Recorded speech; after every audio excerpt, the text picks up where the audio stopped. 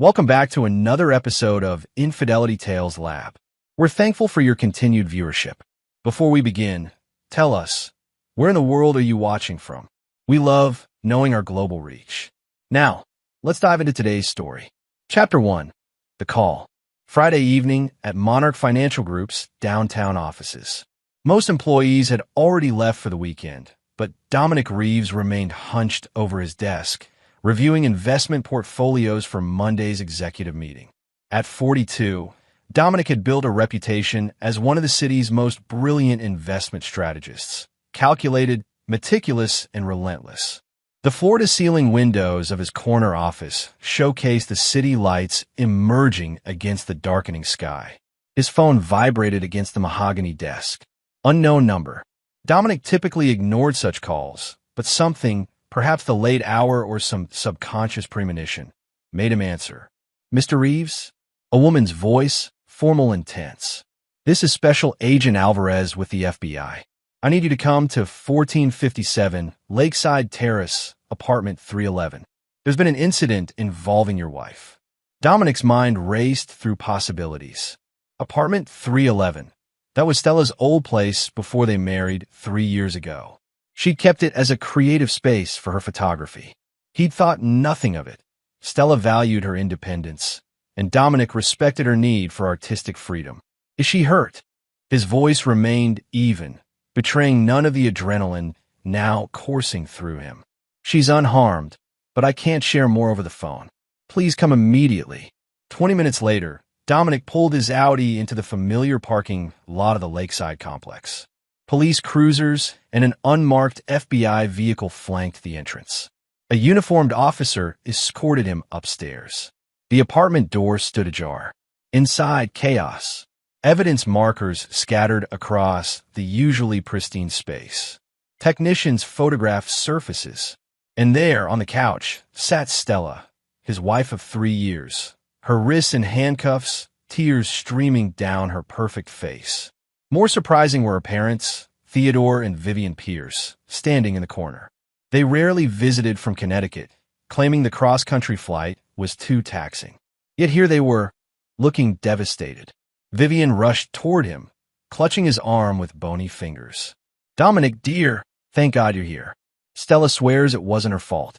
Before he could respond, Stella's eyes locked with his. "Dom, please don't let him see the bedroom."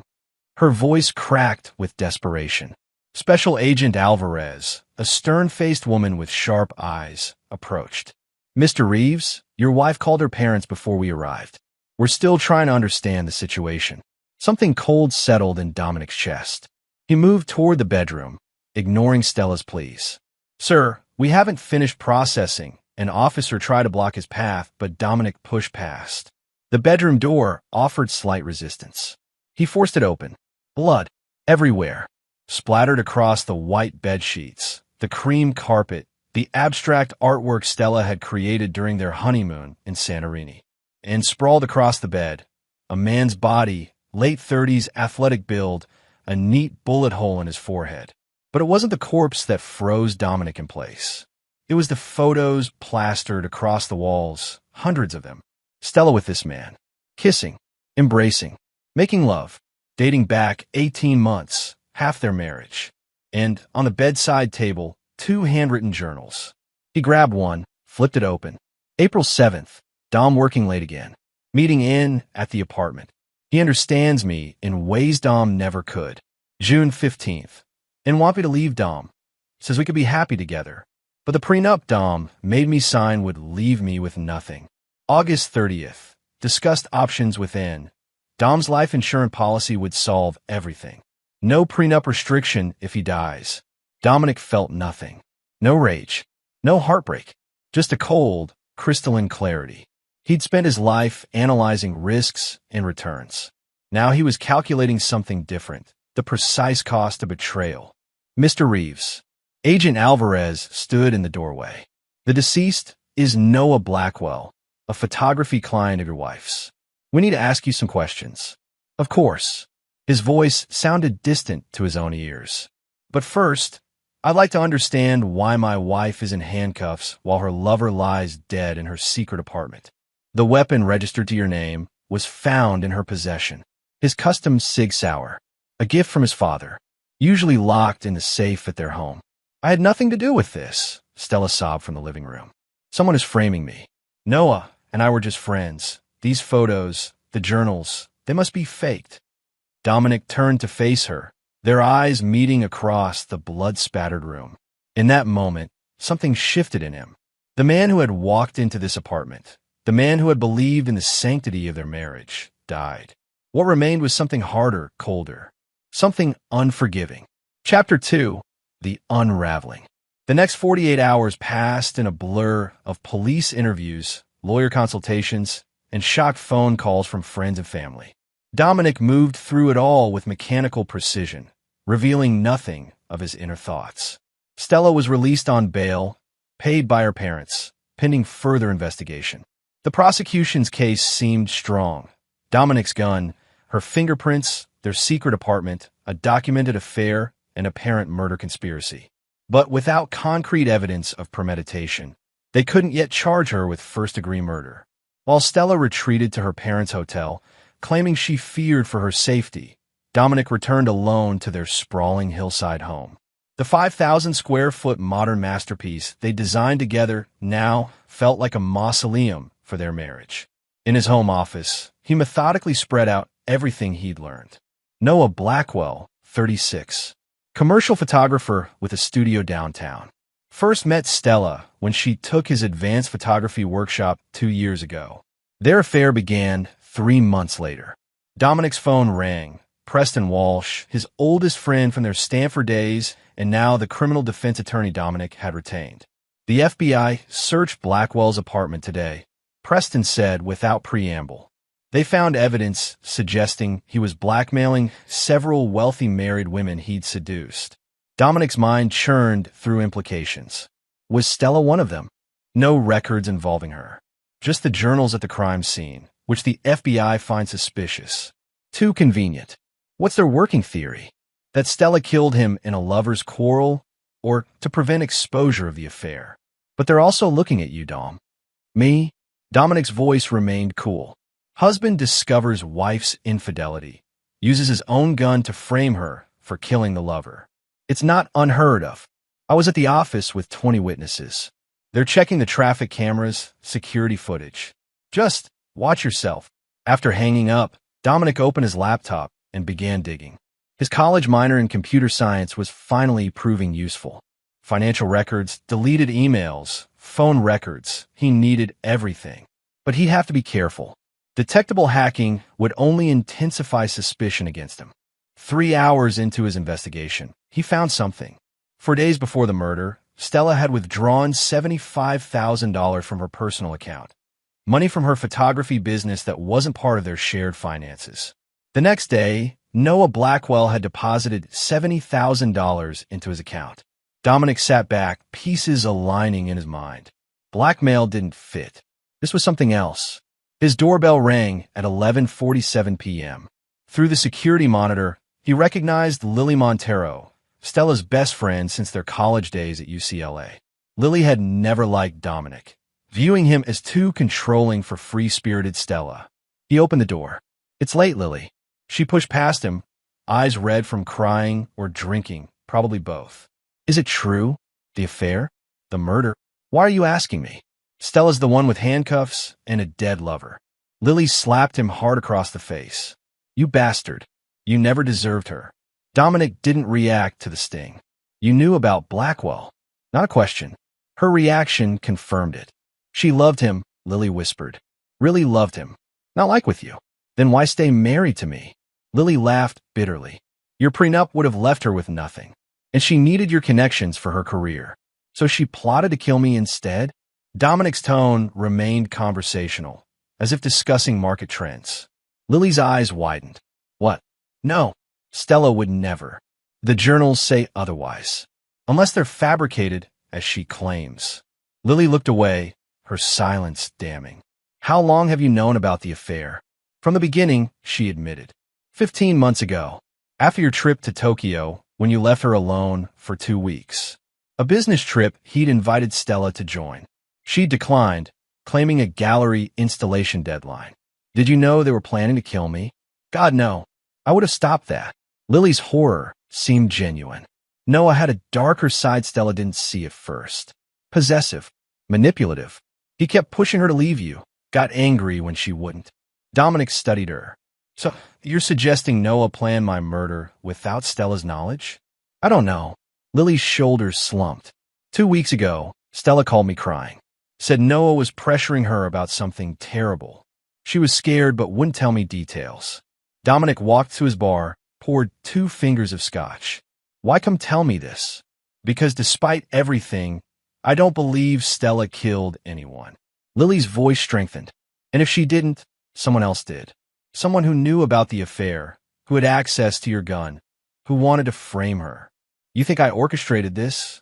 Dominic sipped his scotch, unruffled. I think you're capable of almost anything. Lily grabbed her purse. Just know I'll be watching you. After she left, Dominic returned to his computer. He had more digging to do. By dawn, he discovered 3 crucial pieces of information. First, Noah Blackwell had booked one-way tickets to Venezuela, a non-extradition country, for himself and a woman named Stella Pierce, her maiden name. Second, Blackwell had recently taken out a $2 million life insurance policy naming SAR as beneficiary. And third, most interestingly, 20 minutes before the estimated time of death, a call had been placed from Blackwell's phone to a number Dominic didn't recognize. He traced the number to Maxwell Reed, a former client of his investment firm who'd lost millions following Dominic's advice during the last market downturn. Reed had threatened Dominic afterward, blaming him personally for the losses. Dominic hadn't considered him significant, just another risk-taking investor who couldn't accept market realities. Now he wondered. The pieces were assembling into a picture far more complex than a simple affair. This wasn't just betrayal, it was conspiracy, and it extended beyond just Stella and her lover. Dominic closed his laptop. He needed to approach this like any other strategic problem. Identify all players, understand their motivations, analyze vulnerabilities, then exploit them, one by one. Chapter 3, The Players. Monday morning, Dominic walked in a Monarch Financial Group immaculately dressed, not a hint of his personal turmoil visible.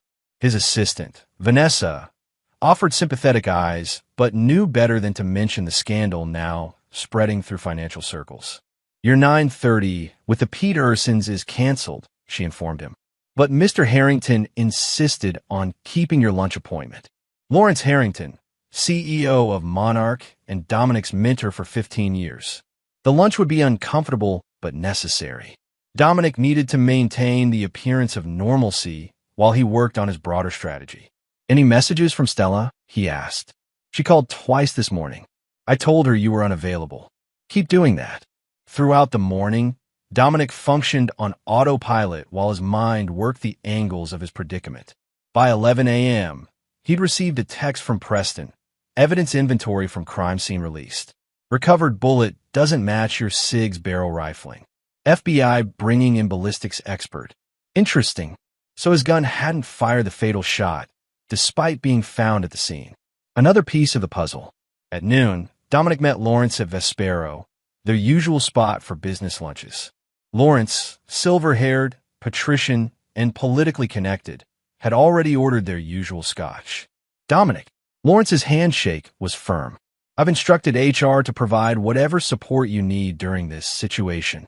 I appreciate that. The board is concerned about client perception. Perhaps a temporary leave. Unnecessary, Dominic interrupted. My personal issues won't affect my performance. Lawrence studied him. You seem remarkably composed for a man whose wife has been accused of murdering her lover with his gun. I compartmentalize well. You taught me that. Indeed, Lawrence sipped his scotch. What does your lawyer say? That the evidence against Stella is substantial but circumstantial. And where do you stand? Do you believe she's capable of murder? Dominic considered his response carefully. 3 days ago, I would have said no. Now, I realize how little I knew about my wife. A difficult realization. Lawrence signaled for menus. And this man, Blackwell, no previous connection to you? None I've discovered. Lawrence nodded thoughtfully. Stella's gallery showing last month was quite successful. Several of my associates purchased pieces. The show you encouraged me to miss for the Chicago conference? Dominic asked mildly. A flicker of something, discomfort, crossed Lawrence's face. The Westbrook acquisition was crucial. Your presence was needed in Chicago. Of course. Their conversation drifted to market projections, but Dominic filed away Lawrence's reaction. Another potential connection to investigate. After lunch, instead of returning to the office, Dominic drove to a coffee shop 3 blocks from Maxwell Reed's real estate agency. From his laptop, he accessed Reed's financial records through back channels that couldn't be traced. Reed had received a wire transfer of $100,000 2 days before the murder from an offshore account. The same account had received $250,000 from Noah Blackwell 3 weeks earlier. Dominic's phone buzzed with a text from an unknown number. I know what you're doing. We should talk. Parkview Cemetery, 7 p.m. Come alone. L. Lily Montero. How had she gotten this number? And what did she know? At 6:55 p.m., Dominic parked outside the cemetery gates. Security cameras would record his arrival, a necessary precaution. He found Lily waiting by a marble angel, looking nervous. Thanks for coming, she said, her earlier hostility replaced by something more complicated. I've been doing some digging myself. Why would you investigate your best friend's case? Because things aren't adding up. She handed him a flash drive. Stella's email password has been the same for years. These are messages between her and Noah from the past month. And you're giving them to me because somebody set Stella up, and I think these might help find out who. Lily hugged herself against the evening chill. I still don't trust you, but if you're being framed too, what changed your mind about my involvement? The gun. Lily met his eyes. Noah was killed with a .22 caliber bullet. Your Sig Sauer is 9 millimeters. It was planted there to implicate both of you. Dominic had suspected as much from Preston's text, but confirmation was valuable. These emails, anything specific I should look for? Pay attention to the ones from 3 weeks ago. Noah was terrified of someone. A client he'd photographed for years who discovered something sensitive. A name. He never specified, but whoever it was had serious leverage over him. Lily glanced around nervously. I should go. If Stella knew I was giving you these. She'd what? Dominic pressed. She'd say I was betraying her. Lily looked pained. Maybe I am, but somebody murdered Noah and framed my best friend. If you can find out who, despite whatever she did to you, that's all that matters now. As Lily walked away, Dominic called after her. Why did she keep the apartment secret from me? Lily paused. At first, it was just her private space. It became their place. Noah convinced her you were monitoring her, that you didn't trust her artistic career. Was I? Weren't you? The calls checking her whereabouts? The questions about her clients. Lily shook her head. Noah exploited your controlling tendencies to isolate her. Classic manipulation. After Lily left, Dominic sat in his car reviewing the emails. Most were passionate exchanges between lovers, but the tone shifted dramatically 3 weeks before the murder. Noah became paranoid, warning Stella they were being watched. References to H, who had evidence that could destroy everything. One message from Noah, dated 4 days before his death. He's given me no choice, Stella. I have to do what he asks, or everything comes out. The money you transferred won't be enough. I'm sorry for what happens next. The final email, sent just hours before the murder. It's done. The pieces are in place. By tomorrow night, we'll be free. Don't come to the apartment until I call. Once it's over, we'll have everything we wanted. Dominic closed the laptop, mind racing. The picture was becoming clearer. A framed job orchestrated by someone with power, money, and a grudge against him. Someone who had discovered Noah's affair with Stella and used it to manipulate them both. Someone who had arranged for Dominic's gun to be stolen and planted at the murder scene. Someone who knew them all well enough to exploit their weaknesses. Dominic started his car, a cold determination settling over him. He wasn't just a victim in this scenario. He was being hunted by someone who thought they were smarter than him. They'd miscalculated badly. Chapter 4, The Architect. Dominic spent the next 3 days building his case like a master chess player, positioning pieces across the board. The The flash drive from Lily contained more than just emails.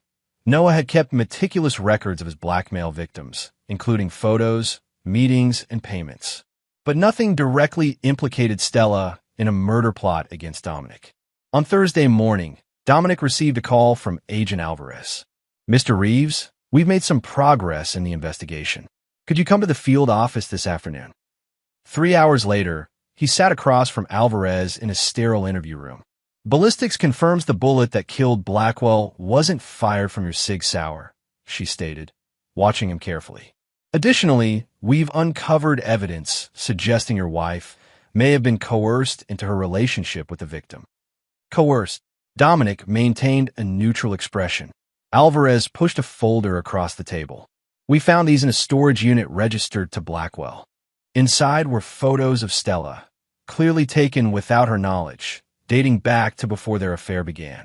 Hundreds of surveillance images showing her daily routines, her meetings, her private moments. Classic stalking behavior. We believe Blackwell targeted your wife specifically," Alvarez continued. "He had files on several wealthy married women. We're still determining whether his interest in your wife was financial or if there was another motivation." "Has Stella seen these?" "Yes.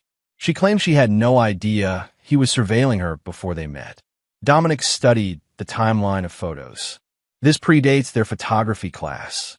"Yes," which suggests the class wasn't a coincidental meeting. Dominic nodded thoughtfully. "Have you checked Blackwell's past? Previous relationships? He has a sealed juvenile record in Montana. We're working on getting it opened." Alvarez leaned forward. "Mr. Reeves, given this new evidence, we're exploring alternative scenarios. One possibility is that someone with a grudge against either you, your wife, or Blackwell orchestrated this situation. And my gun, reported missing from your safe 3 weeks ago by your housekeeper, Marina Santos. You were traveling in Singapore." Dominic had no memory of such a report. Marina had worked for them for 2 years, thoroughly vetted, impeccable references. Another person to investigate. "We're releasing your wife from bail restrictions," Alvarez added. "But the investigation remains open." After leaving the FBI office, Dominic drove directly to the Westbridge Hotel where Stella and her parents were staying. He needed to assess her directly, to look into her eyes without the shock of discovery clouding his judgment. Theodore Pierce answered the door, his weathered face hostile. "She doesn't want to see you. It's not optional." Dominic stepped past him. Stella sat by the window, gazing out at the city skyline. She'd lost weight, her designer clothes hanging loosely on her frame. When she turned, her eyes widened in surprise, then narrowed with wariness. "Everyone out," Dominic commanded. "I need to speak with my wife alone." "Absolutely not," Vivian protested. "It's okay, Mom." Stella's voice was stronger than expected. "Give us 15 minutes. After her parents reluctantly left, an uncomfortable silence filled the room. "The FBI showed me the surveillance photos," Dominic finally said. "Blackwell was stalking you before you ever met." Stella nodded slowly. "I had no idea until they showed me. It's terrifying to think about." "Did you love him?" The directness of the question startled her. I thought I did. Now I don't know what was real and what was manipulation." "The journals they found. The murder conspiracy. Was that manipulation too?" "I never wrote those." Tears filled her eyes. "I never planned to hurt you, Dominic. I betrayed our marriage, yes. I was weak and confused and flattered by his attention. But murder? Never." Dominic studied her carefully. In the 7 years he'd known Stella, 4 dating, 3 married, he'd learned her tells. The slight flush when lying. The eye contact that intensified with honesty. Now, she met his gaze steadily. "Someone went to elaborate lengths to frame you," he said evenly. "Someone who knew about your affair, had access to my gun, and wanted Blackwell dead. The FBI thinks it might be Maxwell Reed," Stella offered. "Noah photographed his properties for years. Recently, they had some kind of falling out." "What else aren't you telling me, Stella?" She hesitated. Noah was scared these past few weeks. Said someone powerful had discovered something he'd done and was using it against him. He wouldn't tell me details, said it was safer if I didn't know. "The $75,000 you gave him?" Stella flinched. "You know about that?" "I know everything now. His voice remained calm. What was the money for? He said it was to pay off someone who was threatening him. That once it was handled, we could be together openly. She laughed bitterly. I was such a fool. Were you planning to leave me? Yes. The simple admission hung between them. After my gallery showing, Noah said he'd booked us tickets somewhere we could start fresh. Venezuela. One-way tickets in your maiden name. Stella's eyes widened. How did you? Like I said, I know everything now. Dominic stood. The FBI is lifting your bail restrictions. You're free to go wherever you want. What happens to us? Her voice was small. There is no us anymore, Stella. You made that decision 15 months ago. Dominic, please. I know I don't deserve forgiveness, but you're right. You don't. He moved toward the door. But someone tried to destroy both of us. I intend to find out who. And then what? Something in his expression made her shiver. Dominic smiled coldly. Then I'll do what I've always done. Calculate the appropriate return on investment. That evening, Dominic met Preston at his private club.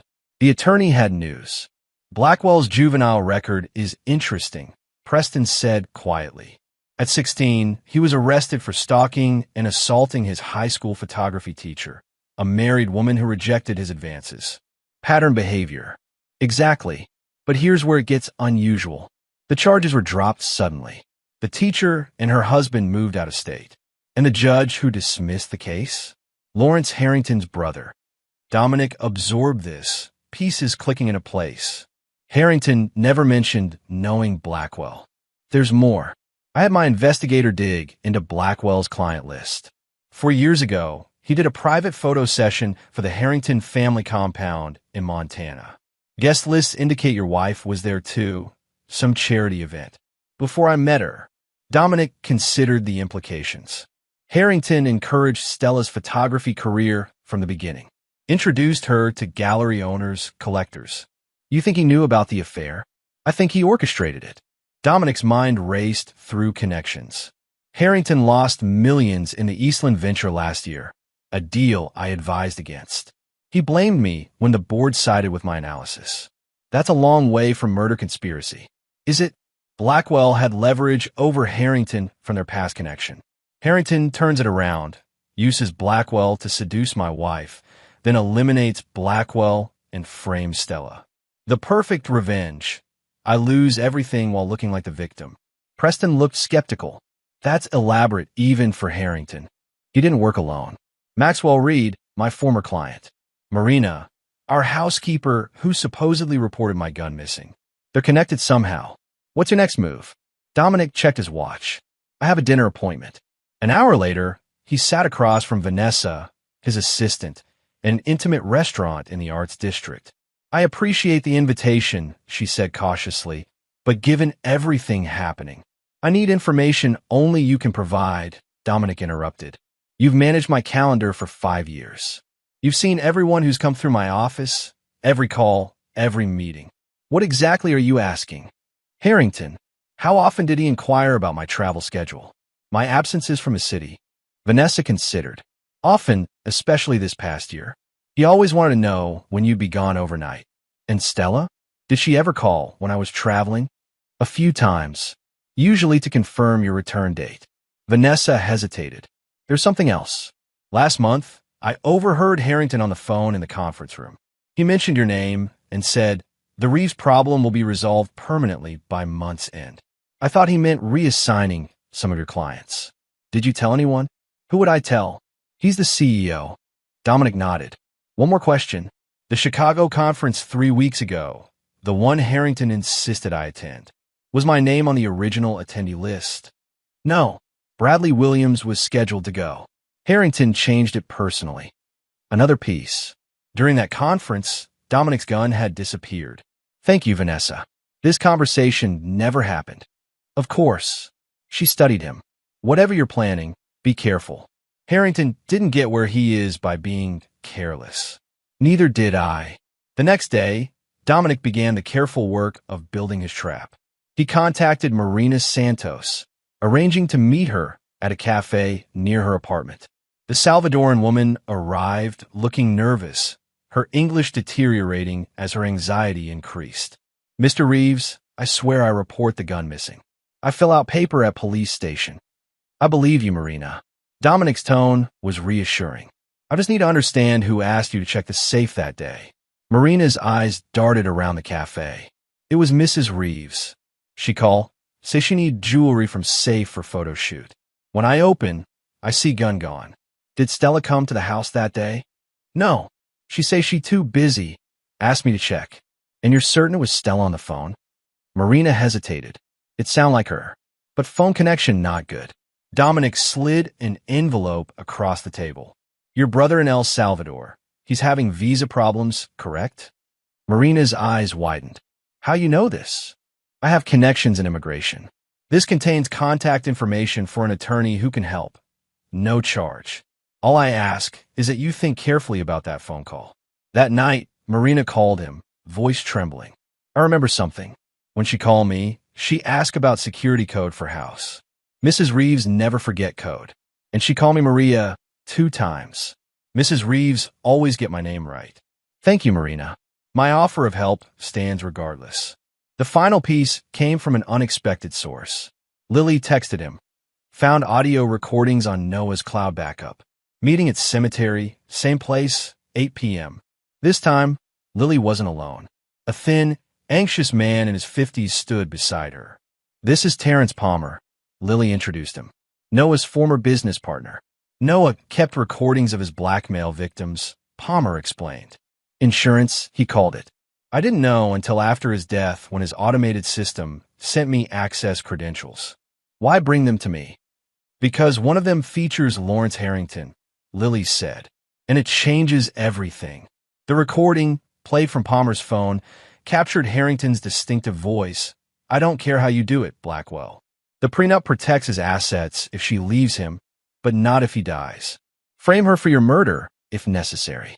Just make sure Dominic Reeves suffers for what he did to me. When was this recorded? Dominic asked. 3 weeks ago, Palmer replied. The day before Noah started acting strange. Why would Harrington want to destroy you? Lily asked. Dominic's laugh held no humor. Because I cost him his chance at becoming Treasury Secretary. Both looked confused. Last year, Harrington was being vetted for a cabinet appointment. As compliance officer, I discovered he'd been investing government pension funds in private ventures that benefited his family. I reported it to the board. The nomination quietly disappeared. So, this was revenge? Lily looked horrified. Calculated destruction, Dominic corrected. Harrington couldn't touch me professionally without exposing himself. But personally, if my wife murdered her lover with my gun, then killed herself from guilt, my reputation would be destroyed. The perfect symmetry. What are you going to do? Palmer asked. Go to the FBI? Eventually, Dominic pocketed the recording. But first, I need to verify a few things. What he didn't say was that the legal system provided insufficient punishment for what Harrington had done. The man had tried to destroy not just Dominic's marriage, but his entire life. Justice required more than prison time. It required complete ruination. Chapter 5, The Trap. The following Tuesday, Dominic requested a private meeting with Lawrence Harrington. The CEO welcomed him into his opulent corner office with practiced warmth that didn't reach his eyes. Dominic, good to see you back in form. How are things progressing with the investigation? Interesting developments. Dominic accepted the offered scotch. It appears Blackwell was stalking Stella long before their affair began. The FBI believes he targeted her specifically. How disturbing. Harrington settled behind his desk. And Stella? How is she handling the revelation? She's processing it. We're communicating again, trying to understand what happened. A flicker of concern crossed Harrington's face. You're considering reconciliation? I'm considering all options. Dominic sipped his scotch. The FBI mentioned Blackwell had connections in Montana. Your family compound is there, isn't it? Harrington's hand tightened slightly on his glass. Many people have Montana connections, Dominic. What exactly are you implying? Nothing at all. Just an observation. Dominic set down his glass. I'm taking a brief leave of absence. Stella and I are going to our lake house for the weekend. Time to talk without distractions. Is that wise? Given the circumstances? Probably not. But 20 years of investment strategy has taught me one thing. Calculated risks often yield the highest returns. Dominic left Harrington's office, certain the trap was baited. The CEO wouldn't allow a reconciliation that might unravel his carefully orchestrated plan. That evening, Dominic met Maxwell Reed at his real estate office after hours, an unexpected visit that clearly unsettled the balding, heavy-set man. Dominic Reeves. Reed's smile was strained. What brings you here? Clarity. Dominic remained standing. I know about the $100,000 Harrington paid you. I know you helped frame my wife for Blackwell's murder. Reed's face drained of color. That's absurd. I haven't spoken to Harrington in years.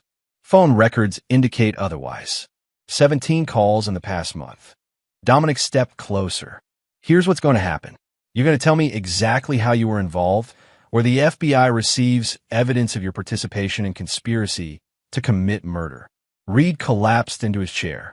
It wasn't supposed to be murder, he whispered. Just scandal. Enough to ruin you publicly. Explain. Harrington approached me 3 months ago. Said you destroyed his career and he wanted revenge. He'd already been working Blackwell, using dirt from Montana to force him to seduce your wife. Reed wiped sweat from his brow. My job was to handle the gun, get it from your house during the Chicago trip, and deliver it to Blackwell. And the money? Payment for my part. I never knew Harrington planned to kill Blackwell. I swear. Dominic studied him dispassionately. Who pulled the trigger? I don't know. Harrington has a security consultant, former military guy named Vickers. Does his dirty work. Write it all down. Every detail. And then what? Witness protection? Harrington will kill me if he finds out I talked. That's not my concern. Dominic's voice was cold. You helped orchestrate the destruction of my marriage. Consider your statement the only thing keeping you alive right now. An hour later, with Reed's signed confession in his possession, Dominic called Preston. I need a bug sweep on my lake house. Tonight. You think it's compromised? I know it is. Harrington's been one step ahead the entire time. The following morning, Preston's security team confirmed Dominic's suspicions. The lake house contained 7 listening devices and 3 hidden cameras, all recently installed. Professional job, the security expert noted. Military-grade equipment. Leave them functional, Dominic instructed, but install our own system that can override them when necessary. By Thursday, Dominic had all pieces in position. He called Stella. We need to talk privately. The lake house, tomorrow evening. Why there? Her voice betrayed her nervousness. Because it's the only place I'm certain isn't being monitored by the FBI. Are you sure this is a good idea? No, but it's necessary. There are things you need to know about Blackwell and Harrington. A pause. Harrington? What does he have to do with this? Everything. Be there at 7. Come alone. Dominic ended the call, knowing Harrington's surveillance would have captured every word. The CEO wouldn't be able to resist the opportunity to clean up loose ends, both Dominic and Stella in an isolated location, discussing his involvement. That night, Dominic met Agent Alvarez at a diner off the highway, well away from potential observation. This better be worth my time, Mr. Reeves. She slid into the booth across from him. Lawrence Harrington orchestrated Noah Blackwell's murder to frame my wife and destroy me. Dominic placed a flash drive on the table. This contains Blackwell's blackmail recordings, including Harrington explicitly ordering my destruction, plus a signed confession from Maxwell Reed detailing his role in stealing my gun. Alvarez's expression remained professional, but her eyes sharpened with interest. Why bring this to me privately instead of through official channels? Because Harrington is well-connected. Evidence has a way of disappearing when billions are at stake. And what do you want to return for this cooperation? Surveillance. I've arranged to meet Stella at our lake house tomorrow evening. I've let Harrington believe we're reconciling and that she's sharing information about his involvement. You're using your wife as bait. Alvarez looked disturbed. No, I'm using myself. Dominic met her gaze steadily. Harrington will send his security consultant, Vickers, to silence us both. When he makes his move, I want your team ready. This is highly irregular, Mr. Reeves. So is a CEO orchestrating murder to satisfy a personal vendetta. After a long moment, Alvarez pocketed the flash drive. I'll need to verify this information before committing resources. You have until tomorrow evening. The following day, Dominic prepared meticulously. The lake house, situated on 20 private acres, had been his grandfather's hunting retreat. Remote enough for privacy, accessible enough for a quick FBI response. At 5:30 p.m., he received confirmation from Preston that Alvarez had positioned surveillance teams around the property perimeter. Audio and video feeds from the house's security system were being monitored in real time. At 6:45, Dominic entered the house alone, making a show of checking each room while being captured by Harrington's hidden cameras. In the kitchen, he prepared 2 glasses of wine, making sure the cameras caught him slipping powder into one, a theatrical touch for his audience. Stella arrived at 7:10, looking tense and beautiful in a simple black dress. The surveillance cameras would capture their every move, every word. "Thank you for coming." Dominic handed her the untampered wine glass. "Your message sounded urgent." She didn't drink. "It is." He gestured toward the living room. "We should sit." As they moved through the house, Dominic activated the signal jammer Preston had installed. For 30 seconds, all surveillance devices would malfunction, long enough to whisper in Stella's ear, "We're being watched. Harrington had Blackwell killed to frame you. Play along if you want to survive." Her eyes widened in shock, but she controlled her reaction as the jammer deactivated. 7 years together had taught her to read his subtle signals. "I found Blackwell's recordings," Dominic announced loudly for the microphones. "Harrington ordered him to seduce you, then ordered his murder to destroy us both." Stella's response was perfectly calibrated, genuine emotion channeled into performance. "Lawrence? But why?" "He was my mentor, because I exposed his financial crimes last year. Cost him a cabinet appointment. I can't believe this." Stella paced the room, visible anguish on her face. "All this time, Noah's pursuit of me was orchestrated.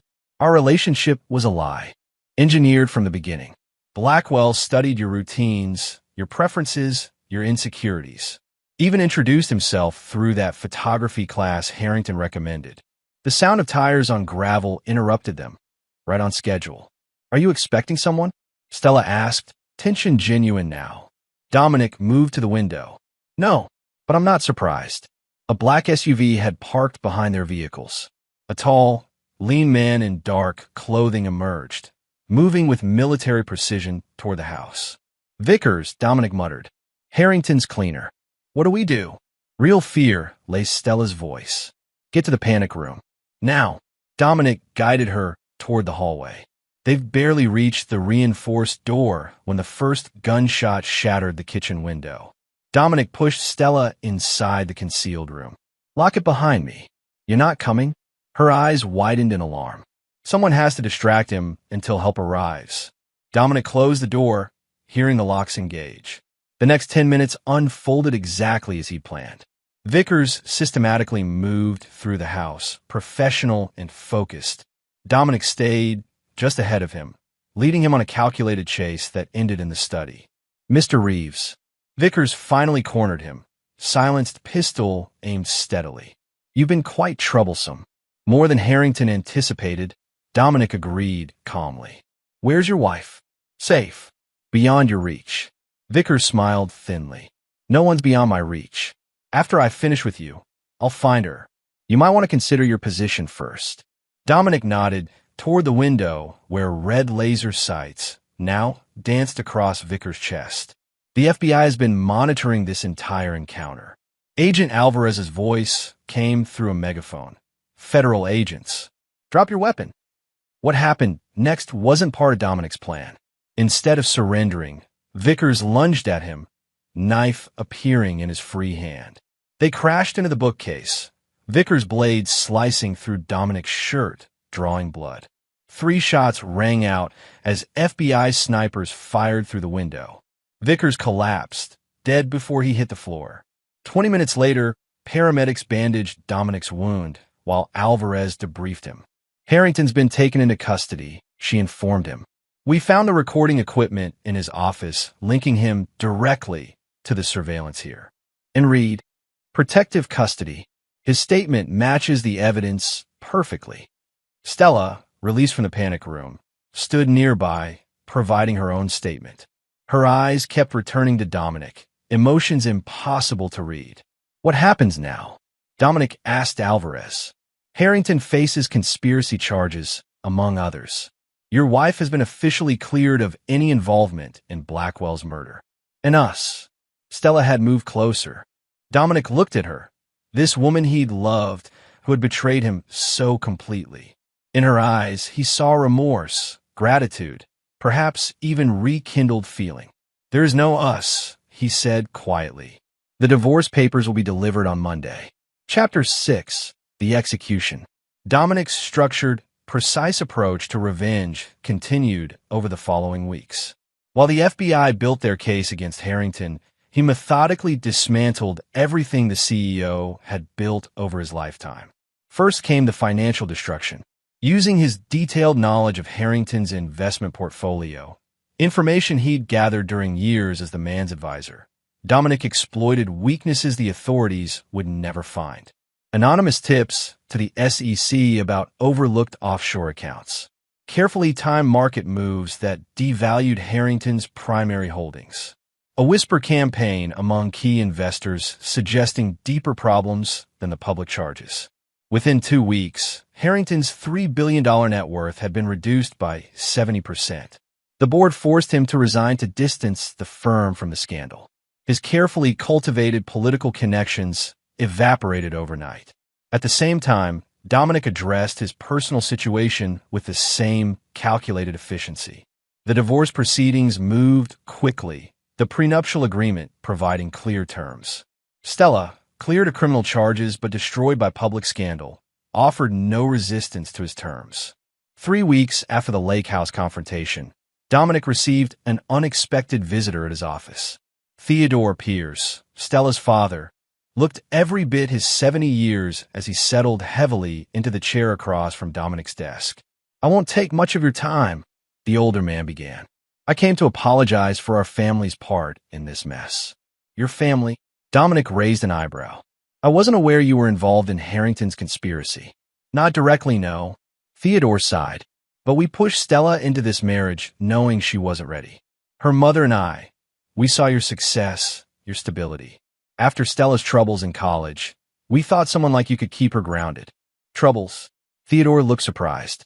"She never told you?" The breakdown after her first serious relationship ended? The time in the private hospital? She presented quite a different history. Dominic's mind filled in missing pieces of the puzzle. Vivian insisted we keep it quiet. Stella's gap year traveling in Europe was actually 6 months in a psychiatric facility. Her therapist warned us she might seek out destructive relationships after recovering. Like Blackwell. Theodore nodded sadly. When we saw those surveillance photos, it made sense. He targeted her vulnerabilities. The same ones we exploited in encouraging your relationship. Are you suggesting our marriage was built on manipulation as well? Dominic's voice remained cool. No, she did love you, in her way. But she was never the person you thought you married. Theodore stood to leave. We're taking her back to Connecticut next week. She needs care again. After Theodore left, Dominic sat motionless, processing this new information. It didn't change what had happened, but it added dimension to the picture, another layer of manipulation and deceit. His phone buzzed with a message from Preston. Harrington denied bail again. Trial date set for March. The legal system was working, but Dominic wasn't finished. Justice would come through the courts, but vengeance required a personal touch. That evening, he visited Maxwell Reed at the safe house where the FBI had stashed him until the trial. The guards, recognizing Dominic as a cooperative witness, allowed him 15 minutes. Reed looked terrible, unshaven, eyes bloodshot, hands trembling. "Why are you here?" "To gloat. To deliver a message." Dominic sat across from him. "You helped destroy my marriage. Participated in framing my wife for murder. For that, the courts will decide your punishment." "I've cooperated fully." Reed protested. The prosecutor promised leniency. "I'm not talking about legal consequences." Dominic's voice lowered. 3 days ago, I acquired controlling interest in Meridian Properties." Reed's face paled. "My biggest client. All your clients, actually. I've spent the past week purchasing the holding companies that own every property in your management portfolio. You can't. I already have. Effective immediately, your firm is blacklisted from all real estate dealings in this state. Every contract canceled. Every commission forfeited. You'll destroy me. Reed's voice cracked. Yes. Dominic stood. Your testimony will help convict Harrington. For that, you keep your freedom. But you'll never work in real estate again. You'll never rebuild your wealth. You'll spend the rest of your life knowing you sacrificed everything for $100,000. Reed lunged across the table, desperate rage replacing fear. Dominic sidestepped easily, watching dispassionately as guards restrained the man. Your choice led to this outcome, Dominic said calmly.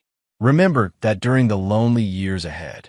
A week later, Dominic attended the court hearing where Lawrence Harrington, denied bail for a third time, appeared in an orange jumpsuit, his aristocratic bearing diminished by prison conditions. His once silver hair had dulled, and deep lines etched his face. After the hearing, Dominic waited by the secure exit where defendants were transported back to detention. As Harrington emerged between two marshals, he spotted Dominic. You. Hatred burned in the older man's eyes. Come to witness your handiwork. I learned from Master. Dominic stepped closer, voice low enough that only Harrington could hear. Your legal troubles are just beginning. Threatening me now, Dominic? How uncharacteristically sloppy. Not a threat, a promise. Dominic smiled coldly. While you've been occupied with murder charges, I've been systematically documenting every financial crime you've committed over the past decade. Offshore accounts, tax evasion, money laundering through your Montana property. Harrington's expression flickered. Bluffing. The evidence has already been delivered to federal prosecutors, anonymously, of course. I expect new charges by month's end. You think this destroys me? Harrington laughed bitterly. I still have resources you can't touch. Family money. Connections. Dominic corrected. Your brother's judicial misconduct in the Blackwell juvenile case has been exposed. The Montana compound is being seized under RICO statutes. As for family money, he shrugged. Your wife filed for divorce yesterday. Her attorneys are quite motivated to protect her assets from forfeiture. For the first time, genuine fear crossed Harrington's face. This vendetta won't bring back your marriage, Dominic. It was never about saving my marriage. Dominic's eyes were glacial. It's about consequences. You targeted everything I valued. Now I've taken everything you value. Sir, step back. One of the marshals intervened. Dominic complied. Goodbye, Lawrence. I won't be visiting you in prison. The final piece of Dominic's vengeance came 3 days later when Lily Montero contacted him. Stella's leaving tomorrow, she said without preamble. Back to Connecticut with her parents. I'm aware. She asked me to give you this. Lily handed him a sealed envelope. And I want to thank you for keeping me out of the prosecution. The FBI says I won't be charged with obstruction for hiding Noah's recordings initially. You helped expose the truth. That was sufficient. Lily studied him. You know, for someone who just destroyed everyone who wronged him, you seem remarkably calm. Revenge isn't about emotion. It's about precision.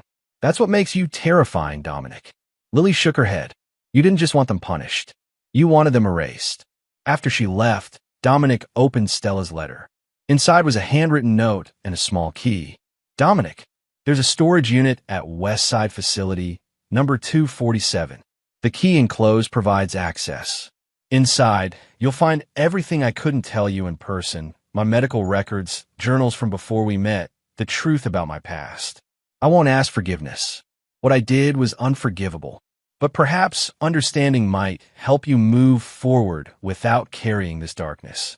You were never the monster in this story. Don't become one now that it's ending. Dominic placed the key and letter in his desk drawer without expression.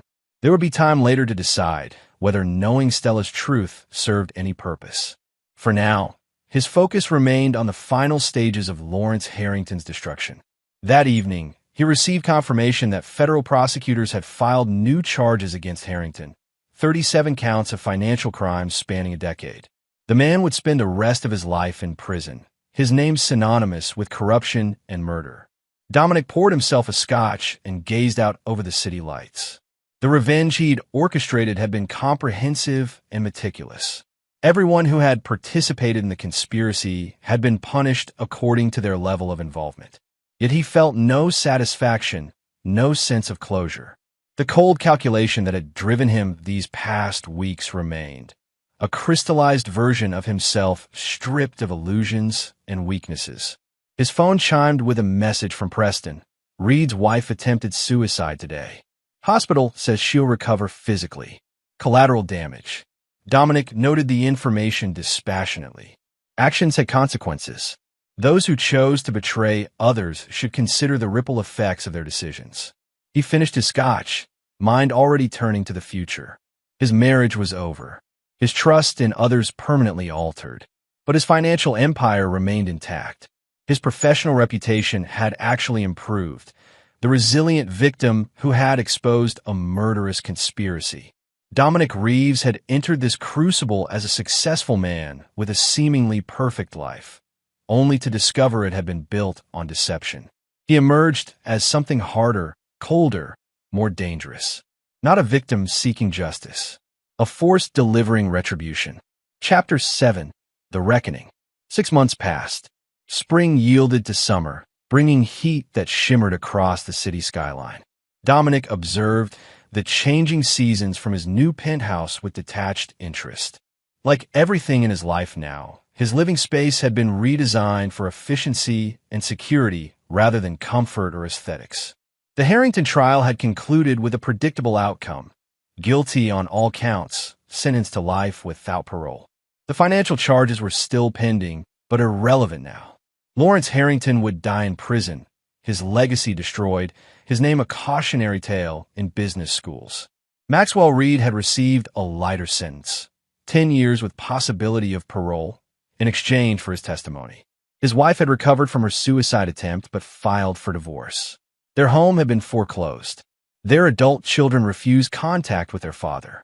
Vickers, the security consultant who had tried to kill Dominic and Stella, remained the only loose end, his military background and connections still largely mysterious.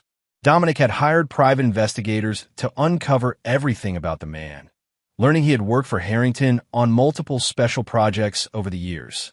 How many other lives had been destroyed at Harrington's direction? The question lingered, unanswered. Stella had vanished into her parents' care in Connecticut. The divorce had been finalized without her presence, her signature provided by power of attorney. Dominic had never visited the storage unit she'd identified. Whatever truths lay inside remained locked away, both physically and emotionally. On a humid Thursday in July, Dominic received an unexpected visitor at Monarch Financial Group, where he had been elevated to CEO following Harrington's downfall. Ms. Montero is here to see you, his new assistant announced with obvious discomfort. She says it's urgent. Dominic nodded, curious despite himself. He hadn't seen Lily since before Stella's departure. She entered his office looking different, hair shorter, expression more severe, designer clothes replaced by practical business attire. "Congratulations on the promotion," she said without warmth. "The king is dead. Long live the king." "What brings you here, Lily?" "I doubt it's professional investment advice." "Stella's dead." The words landed like physical blows, but Dominic's expression remained unchanged. "When?" "Tuesday night. Overdose." Lily placed a small envelope on his desk. "She left this for you. Asked me to deliver it if anything happened to her." Dominic made no move to touch the envelope. "I assumed the funeral arrangements. Private ceremony yesterday. Family only." Lily's voice hardened. "Her parents didn't want you there." "Understandable. Is that all you have to say?" "Understandable." Lily's composure fractured. "She killed herself, Dominic. That was her choice." "Her choice." Lily laughed incredulously. "You destroyed her.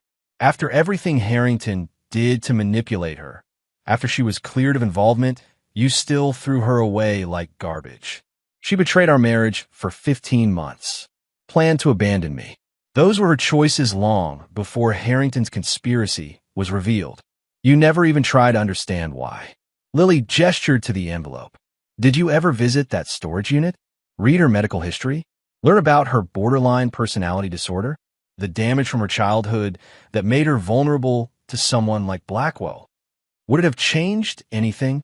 It might have given you compassion, something beyond your precious calculation. Dominic finally reached for the envelope, turning it in his hands without opening it. Compassion wouldn't have changed what happened. No, but it might have changed what happened afterward. Lily moved toward the door. You won. Harrington's in prison. Everyone who hurt you has been punished. I hope it was worth it. After she left, Dominic sat motionless, the unopened envelope between his fingers. Stella's death should have felt significant, the final chapter in their story. Instead, he felt only a distant acknowledgement, as if reading about a stranger's passing in the newspaper. He placed the envelope in his desk drawer alongside the storage unit key. Perhaps someday he would want those answers. Not today. That evening, Dominic attended a fundraising gala for the governor's re-election campaign, one of many social obligations that came with his elevated position. As he navigated the crowd of politicians and business leaders, he spotted a familiar face, Jennifer Harrington, Lawrence's ex-wife. She approached him directly, champagne flute in hand. At 58, she remained striking, tall, elegant, with the same silver hair that had been her husband's signature feature. Mr. Reeves, I've been hoping to speak with you. Mrs. Harrington. He nodded politely. Ms. Palmer now, she corrected. I've reverted to my maiden name. Of course. I wanted to thank you, she said, surprising him. What Lawrence did was unconscionable. The detectives told me there were other victims before you, other lives he manipulated and destroyed when people crossed him. I'm aware. Dominic had uncovered 3 previous instances of elaborate revenge scenarios orchestrated by Harrington. None as complex as what he'd planned for Dominic, but each devastating to its target. He was a monster long before you knew him, Jennifer continued. I enabled him by looking away, making excuses. For that, I've paid my own price.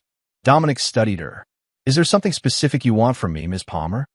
Information. Her eyes, the same steel gray as her ex-husband's, met his directly. There are financial irregularities in the family foundation. Missing funds. Programs abandoned without explanation. I believe Lawrence was using the foundation to launder money, but proving it would help you salvage your family's legacy while ensuring he never benefits from hidden assets. Dominic finished her thought. Yes, exactly. I'll have my team analyze the foundation records. If there's evidence of financial crimes, it will be found. Thank you. Jennifer's relief was palpable. I've spent 30 years married to a sociopath, Mr. Reeves. The damage spreads far beyond his intended victims. As she walked away, Dominic considered her words. The ripple effects of Harrington's actions, and by extension, his own response, continued to expand outward, touching lives seemingly distant from the original conflict. Later that night, in his silent penthouse, Dominic finally opened his desk drawer and removed Stella's 2 messages, the original letter with the storage unit key and the final envelope Lily had delivered. The storage unit could wait. He opened the second envelope first. Dominic, if you're reading this, I couldn't find a way forward. I want you to know it wasn't your fault. What happened to us was built on a foundation of lies, some told by others, some told by me, some we told ourselves. I never planned to help murder you. That was Noah's desperation after Harrington threatened him. But I did betray you repeatedly without the excuse of coercion. I did love Noah, or believed I did. My illness makes it difficult to distinguish between genuine emotion and destructive impulse. You were right to end our marriage, right to refuse forgiveness. Some betrayals can't be undone. I'm leaving you the Santorini photographs, the real ones, not the stage versions that appear in galleries. They're the only honest art I created during our time together. Perhaps someday they'll remind you that not everything between us was false. Goodbye, Dominic. I hope you find peace in your new life. Stella. Dominic refolded the letter, expression unchanged. Then he took the storage unit key and placed both items in his pocket. The West Side storage facility was open 24 hours. At midnight, Dominic used the key to unlock unit number 247, a small 5x10 space containing 4 neatly labeled plastic containers and a flat portfolio case. The first container held medical records dating back to Stella's adolescence. Clinical terms documented her conditions: borderline personality disorder, cyclical depression, brief psychotic episodes triggered by emotional abandonment. Treatment histories from facilities in Connecticut, Switzerland, California. Medications, therapies, periods of stability followed by catastrophic relapses. The second container contained journals, dozens of them, spanning 20 years. Dominic opened one from the period when they'd first met. Stella's handwriting, increasingly frantic across the page. Meeting with Dom tonight. He represents everything that could stabilize me. Mom says he's perfect, successful, controlled, unlikely to trigger my abandonment issues. Dad already talking about him, as if he's the solution to their Stella problem. But when he looks at me, I feel seen in a way that terrifies me. What if he discovers who I really am beneath the carefully constructed exterior? The third container held photographs, not artistic compositions, but clinical documentation of self-harm incidents. Thin white scars Dominic had attributed to childhood accidents revealed as deliberate patterns carved during episodes of disassociation. The fourth container contained letters from previous relationships. Men and women who had briefly occupied the central role in Stella's emotional life before being discarded or pushing her away. A pattern repeated with devastating consistency. Finally, the portfolio case. Inside, the Santorini photographs she'd mentioned, raw, unedited images capturing moments of genuine connection during their honeymoon. Dominic's unguarded smile. Stella's eyes reflecting something real, something beyond the illness that had shaped her life. Dawn was breaking when Dominic finally returned to his penthouse. For the first time since discovering Stella's betrayal, he felt something crack in the cold calculation that had governed his response. Not forgiveness, never that, but perhaps something adjacent to understanding. Stella had been broken long before meeting him. Her betrayal, while real, had been influenced by factors beyond simple infidelity. Harrington had exploited those vulnerabilities with surgical precision, using Blackwell as his instrument. In the clear morning light, Dominic faced an uncomfortable truth. In his pursuit of perfect vengeance, he had become a mirror image of Lawrence Harrington. Calculated, merciless, defined by retribution rather than creation. The realization changed nothing about the past, but cast the future in a different light. The question was whether that future would be shaped by the same cold efficiency that had executed his revenge, or whether something else might emerge from the wreckage of everything he'd lost. Dominic closed the storage container of Stella's journals, a decision forming. He would complete what he'd started with Harrington, help Jennifer Palmer expose the foundation fraud, ensure no hidden assets remained. He would maintain his professional trajectory at Monarch, rebuilding the firm's reputation after Harrington's disgrace. But the personal vendettas were finished. Maxwell Reed, already destroyed financially and imprisoned, required no further attention. Stella was beyond any earthly accounting. The other peripheral players, Marina Santos, Terrence Palmer, even Lily Montero, had been sufficiently addressed in the broader resolution. It was time to close this chapter definitively, not with forgiveness. Dominic Reeves did not forgive betrayal, but with a cold acknowledgement that revenge, even perfectly executed, provided no lasting satisfaction. The true victory would be moving forward without allowing the experience to define him. Harrington had sought to destroy Dominic completely. The surest defeat of that aim was not just survival, but evolution. He reached for his phone and dialed Preston's number. "I need you to handle the remaining Harrington matters," he said without preamble. "The Foundation fraud investigation for Jennifer Palmer. The civil suits from the other victims. All of it. You're stepping back?" Preston sounded surprised. "I'm stepping forward. Different direction." After ending the call, Dominic poured himself a rare morning scotch and raised it in a silent toast to closed accounts and calculated returns. Some debts had been paid in full. Others would remain forever in arrears. Chapter 8. The Reconstruction.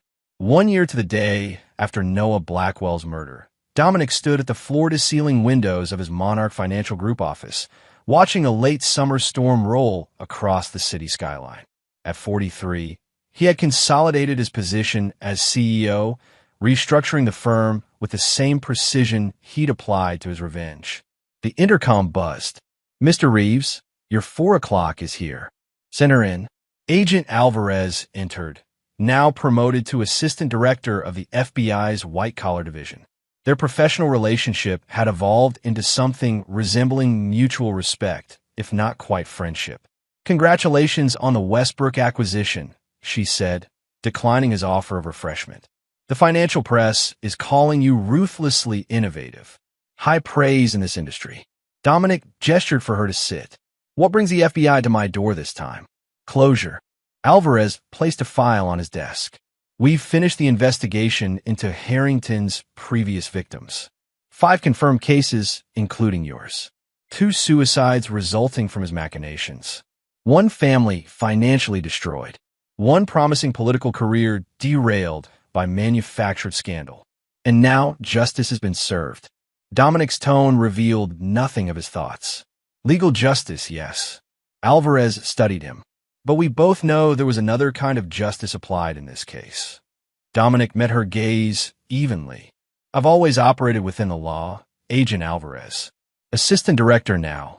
She smiled slightly. "And yes, technically you have. Your financial destruction of Reed and Harrington was masterfully legal. But we both know revenge was your primary motivation. Does the FBI usually concern itself with motivation when no laws have been broken? Only when patterns emerge." Alvarez tapped the file. "In studying Harrington's methodology, we've noticed interesting parallels to your own approach this past year. Clinical, comprehensive, designed to destroy rather than merely punish. If you're suggesting I become like Harrington—" "No," she interrupted firmly. "Harrington was a sociopath who enjoyed suffering. You're something different, more contained. But the precision of your retribution raises questions about what happens next." "Nothing happens next. The accounts are settled." Alvarez nodded slowly. "That's why I'm here, actually, to confirm those accounts are truly closed. No loose ends we should be concerned about." The implied question hung between them. Was Dominic truly finished with his vendetta, or had it become a template for handling future perceived wrongs? "My interest in Harrington ended with his sentencing," Dominic stated flatly. "My focus now is rebuilding this firm." "I'm glad to hear it." Alvarez stood to leave. "One more thing. Lawrence Harrington was found dead in his cell yesterday morning. Apparent suicide, though the investigation is ongoing." Dominic absorbed this information without visible reaction. A final escape from consequences, or the final consequence itself. Alvarez moved toward the door. "Either way, it's over." After she left, Dominic returned to the window, processing this development. Harrington's death should have felt significant, the ultimate resolution to the conflict that had defined the past 18 months of his life. Instead, he felt only a distant acknowledgement of information received. His intercom buzzed again. "Sir, Ms. Palmer is online too. She says it's important. Jennifer Palmer." Another loose end seeking resolution. "Dominic." Her voice sounded strained when he answered. "You've heard about Lawrence?" "Just now. My condolences despite everything." "I'm not calling about that. It's about Cameron. Cameron Harrington, Lawrence's son from his first marriage. A 35-year-old venture capitalist who had publicly disavowed his father after the scandal broke." "What about him?" "He's been making inquiries about you. Detailed ones. Personal habits, security systems, daily routines." Dominic's interest sharpened. "You believe he blames me for his father's downfall?" "I know he does. Lawrence called him from prison last week. Their first communication in months." Jennifer hesitated. "Cameron has his father's temperament, but not his subtlety. If he's planning something, I appreciate the warning."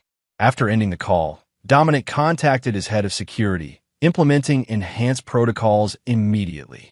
Cameron Harrington represented exactly the kind of threat Dominic had prepared for. Emotional, predictable, ultimately manageable. The following evening, Dominic worked late, reviewing acquisition proposals for a promising biotech startup. We finally left the office at 10:45 p.m. The executive parking garage was nearly empty. He sensed the presence before seeing it, a prickling awareness of being watched. Instead of continuing to his car, Dominic stopped, turning slowly to face the concrete support pillar 20 feet away. If you're planning to remain in the shadows, Mr. Harrington, you've chosen poor lighting. Your position is reflected in my car window. Cameron Harrington stepped into view, tall like his father, but leaner, harder, with a barely contained intensity. Impressive awareness. Did prison make my father predictable, or were you always this paranoid? Preparedness isn't paranoia. Dominic maintained a relaxed posture despite noting the slight bulge under Cameron's jacket. Concealed weapon, right side. Did you want something specific, or is this just reconnaissance? I want to see you up close. The man who destroyed my father. Your father destroyed himself. I merely exposed his methods. Cameron's laugh held no humor. After orchestrating an elaborate frame-up involving his gun, his wife, and a dead photographer? Don't insult me with false modesty, Reeves. Your revenge was masterful. If you admired it, why are you here with a poorly concealed firearm? Cameron's hand twitched toward his jacket. Because blood demands blood. Family obligations transcend personal assessment. Before you continue this misguided vendetta, Dominic said evenly, you should know 3 things. First, security cameras are recording this encounter from multiple angles. Second, my head of security is monitoring this conversation in real time. And third, everything you've said so far constitutes evidence of premeditated intent. Cameron's expression wavered between rage and uncertainty. Your father spent decades building his empire before I exposed his crimes, Dominic continued. You've spent the past year distancing yourself from his disgrace, establishing independent credentials. All that progress disappears the moment you draw that weapon. He killed himself because of you. Cameron's voice cracked with genuine grief. No, he killed himself because he couldn't face the consequences of his actions. Dominic took a careful step forward. The same choice you're facing now. Continue his path of destruction or create something different. For a tense moment, Cameron's hand remained poised near his concealed weapon. Then, with visible effort, he relaxed his posture. This isn't finished, he muttered. It can be. Dominic held his gaze. Your father tried to destroy me and failed. Learn from his mistake. After Cameron departed, Dominic's security team emerged from concealed positions throughout the garage. They'd been monitoring the entire encounter, prepared to intervene if necessary. Should we alert the authorities, sir? His head of security asked. Not yet. Dominic considered the implications of Cameron's appearance. Increase surveillance on him for the next month. If he makes any suspicious moves, then we involve law enforcement. Later that night, in his penthouse, Dominic reviewed the security footage of his confrontation with Cameron. The young man's grief had been genuine, his rage authentic. But there had been something else in his eyes, a flicker of reluctance, perhaps even relief when Dominic provided him a rational escape from his emotional obligation. Cameron Harrington wasn't his father. The potential for violence existed, but so did the capacity for growth beyond family legacy. For the first time in nearly 2 years, Dominic recognized something in another person that connected to his own experience, the struggle between defined patterns and new possibilities. Cameron stood at a crossroads similar to Dominic's own. Continue a cycle of retribution or forge a different path. The next morning, Dominic made an unexpected decision. He contacted his investigative team, the same one that had helped dismantle Lawrence Harrington's hidden financial empire, and redirected their efforts. Instead of monitoring Cameron for threats, they would compile information on his venture capital projects, identifying those with legitimate potential. 3 days later, Dominic received a comprehensive analysis of Cameron's business portfolio. Most were standard tech investments, but one stood out, a medical technology startup developing advanced treatments for psychiatric disorders, focusing on borderline personality disorder and related conditions. The connection to Stella's condition couldn't be coincidental. Further investigation revealed Cameron had founded the company shortly after his father's arrest, using his portion of family funds not seized by authorities. Dominic arranged a meeting at a neutral location, a private room at the city's Museum of Modern Art. Cameron arrived, looking wary but curious. I assumed our next interaction would involve lawyers or police, he said, declining to shake Dominic's offered hand. That path remains available if you prefer it. Dominic gestured to the portfolio on the table between them. But I'm offering an alternative. What kind of alternative? A business proposition. Dominic opened the portfolio, revealing detailed analysis of Cameron's medical technology venture. Your psychiatric treatment research is innovative but underfunded. Monarch Financial Group has clients looking for exactly this kind of investment opportunity. Cameron's expression shifted from suspicion to confusion. You want to help fund my company? After everything that happened? I'm proposing a strictly professional relationship benefiting both parties. Your company gets necessary capital. My clients get investment in promising medical technology. Why? Cameron asked bluntly. What's your angle? Dominic considered his response carefully. Your company focuses on borderline personality disorder, the condition that affected my ex-wife. That research might help others with similar struggles. Understanding dawned in Cameron's eyes. This isn't about me or my father. It's about her. It's about creating something constructive from destruction. Dominic closed the portfolio. You have 48 hours to consider the offer. After that, it's withdrawn permanently. 2 days later, Cameron's attorneys contacted Dominic with conditional acceptance, beginning a careful negotiation process that ultimately resulted in a $10 million investment package structured to maintain Cameron's control while providing necessary growth capital. At the contract signing, Cameron finally asked the question that had clearly been bothering him. Is this your version of forgiveness? No. Dominic's response was immediate and definitive. I don't forgive your father's actions or your threats, but perpetuating the cycle serves no practical purpose. Practical? Cameron shook his head slightly. Always the calculation with you. Would you prefer emotional decisions ruling business matters? I prefer understanding what transformed you from the man who systematically destroyed everyone connected to my father's conspiracy into this. Cameron gestured vaguely. Someone investing in his enemy's son. Dominic signed a final document before responding. I spent 18 months focused on perfect retribution. It was meticulously executed and ultimately hollow. This investment has tangible potential benefit beyond itself. As they concluded their business, Cameron offered a reluctant handshake. My father would have hated this partnership more than prison. I know. Dominic's smile was cold but genuine. Consider that an added return on investment. That evening, Dominic visited the storage unit containing Stella's personal effects for the final time.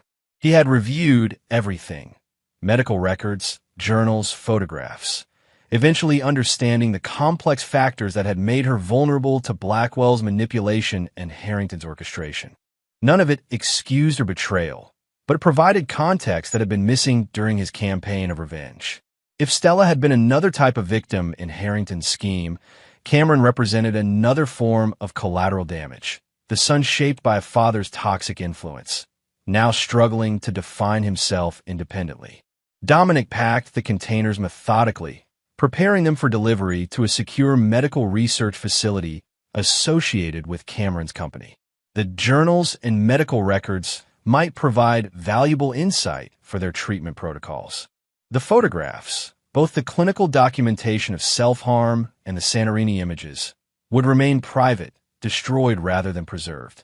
As he closed the storage unit for the final time, Dominic acknowledged that this chapter of his life was genuinely concluding, not with the fiery satisfaction of revenge completed, but with the cooler recognition that moving forward required releasing the past, not through forgiveness, but through deliberate disconnection.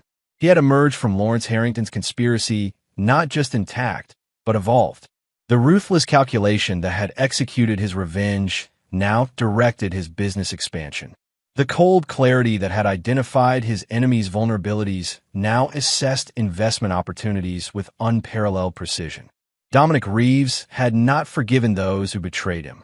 He had simply determined that continuing to focus on their destruction limited his own potential for growth. It was, in the end, the most practical decision possible. Chapter 9. The Evolution. 2 years after Noah Blackwell's murder, Dominic stood in the gleaming research laboratory of Neuronova Therapeutics, Cameron Harrington's company that have become the centerpiece of Monarch's medical technology portfolio. Clinical trials for their borderline personality disorder treatment showed promising early results. Not a cure, but potentially a more effective management protocol than existing options. Your investment transformed our timeline, Dr. Elaine Chapman, the lead researcher, explained as she guided him through the facility. We've compressed 5 years of development into 18 months. When do you anticipate FDA approval for human trials? Dominic asked, studying the data displays with his characteristic intensity. 12 to 14 months, barring complications. Dr. Chapman gestured toward a research associate who approached with a tablet. We've just completed the latest comparative analysis using anonymized patient histories. The associate handed Dominic the tablet. He recognized the data immediately. Information extracted from Stella's medical records, anonymized but distinctive in its pattern of treatments and relapses. Patient S shows the typical treatment resistance pattern. Dr. Chapman continued, unaware of the personal connection. Our modeling suggests our new compound might have provided significantly improved stability during critical periods. Dominic handed back the tablet, expression revealing nothing of his thoughts. Theoretical improvements for theoretical patients. For now, Dr. Chapman agreed, but real patients will benefit soon. After concluding the tour, Dominic met briefly with Cameron Harrington in his modernist office overlooking the research campus. Their professional relationship had evolved into a cautious mutual respect, the shadow of Lawrence Harrington's legacy gradually receding from their interactions. The quarterly reports are promising, Dominic noted, accepting the espresso Cameron offered. Monarch's investment committee is pleased. Good timing. Cameron leaned against his desk. Because we're considering expansion into trauma-specific treatments, PTSD applications, military contracts, eventually, initial focus on civilian applications. Cameron studied him carefully, including treatment protocols for survivors of psychological manipulation and coercive control. The reference to Stella's experience with Blackwell and, by extension, Dominic's own victimization by Harrington hung unspoken between them. Send the proposal to my office, Dominic said evenly. The committee will review it on standard timeline. I'd like your personal assessment first, Cameron pressed. Given your unique perspective on the subject matter. Dominic set down his espresso cup. My perspective is irrelevant. The science and market potential determine investment decisions. Bullshit. Cameron's bluntness echoed his father's directness without the malicious undertone. You initially invested because of your ex-wife's condition. This expansion relates directly to what Blackwell did to her. What my father did to both of you. And that connection automatically secures my support? No, but it warrants your honest engagement rather than corporate deflection. Dominic considered Cameron thoughtfully. In the past 2 years, the younger Harrington had shed much of his father's influence, developing his own leadership style, more transparent, less manipulative, but equally determined. I'll review it personally, Dominic finally conceded. But the investment decision remains with the committee. Cameron nodded, accepting the qualified victory.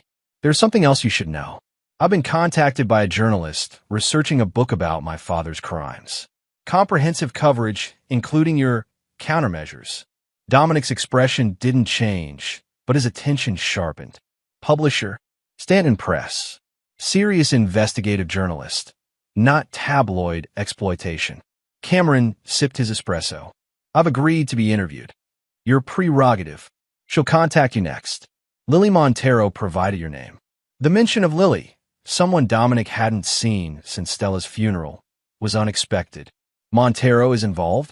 Contributing editor, apparently. Cameron studied Dominic's reaction. Will you participate? No. The answer came without hesitation. The legal record is comprehensive. My perspective adds nothing of value, except the human element. How it felt to discover your wife's betrayal. How you planned your response. What motivated each step of your retaliation. Emotions are irrelevant to historical accuracy. Cameron laughed without humor. That's exactly why your participation matters. Your clinical approach to revenge fascinated the journalist. She called it methodical devastation without emotional satisfaction. An interesting but inaccurate assessment. Is it? Cameron set down his cup. 2 years later, with my father dead, his conspirators imprisoned or ruined, your revenge complete. Are you satisfied, Dominic? Did destroying everyone involved fill whatever void their betrayal created? The question was presumptuous, intrusive. Yet something in Cameron's direct approach merited an equally direct response. Satisfaction implies an emotional component. Dominic maintained eye contact. I sought appropriate consequences for specific actions. Once achieved, I moved forward. Without looking back, without regret or triumph. Looking backward limits forward progress. Cameron shook his head slightly. You're either the most evolved human being I've ever met or the most dangerously compartmentalized. Those categories aren't mutually exclusive. The conversation shifted to business matters, but Cameron's questions lingered as Dominic left the research facility. The proposed book represented a potential reopening of a chapter he considered definitively closed.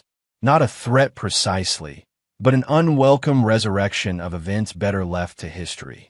3 days later, the journalist, Catherine Winters, a Pulitzer finalist for her coverage of financial crimes, contacted his office requesting an interview. Dominic declined through his assistant, offering only a prepared statement acknowledging the legal outcomes without personal commentary. That evening, Lily Montero appeared at his penthouse, unannounced, unexpected, and unwelcome. Security should never have allowed you up, Dominic noted as he reluctantly granted her entry. I mentioned Stella's name. Your head of security has a sentimental streak.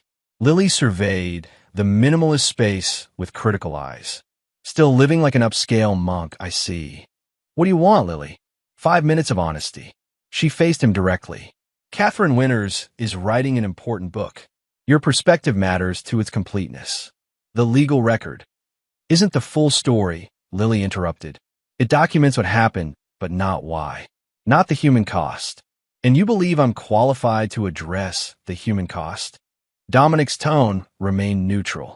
I believe you're the only person who experienced the entire arc, from victim to avenger to whatever you are now.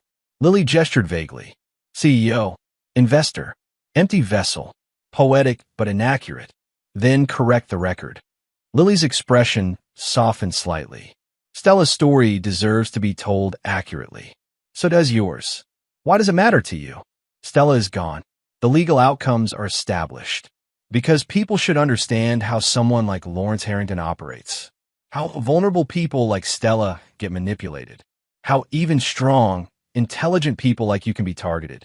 Lily met his eyes directly.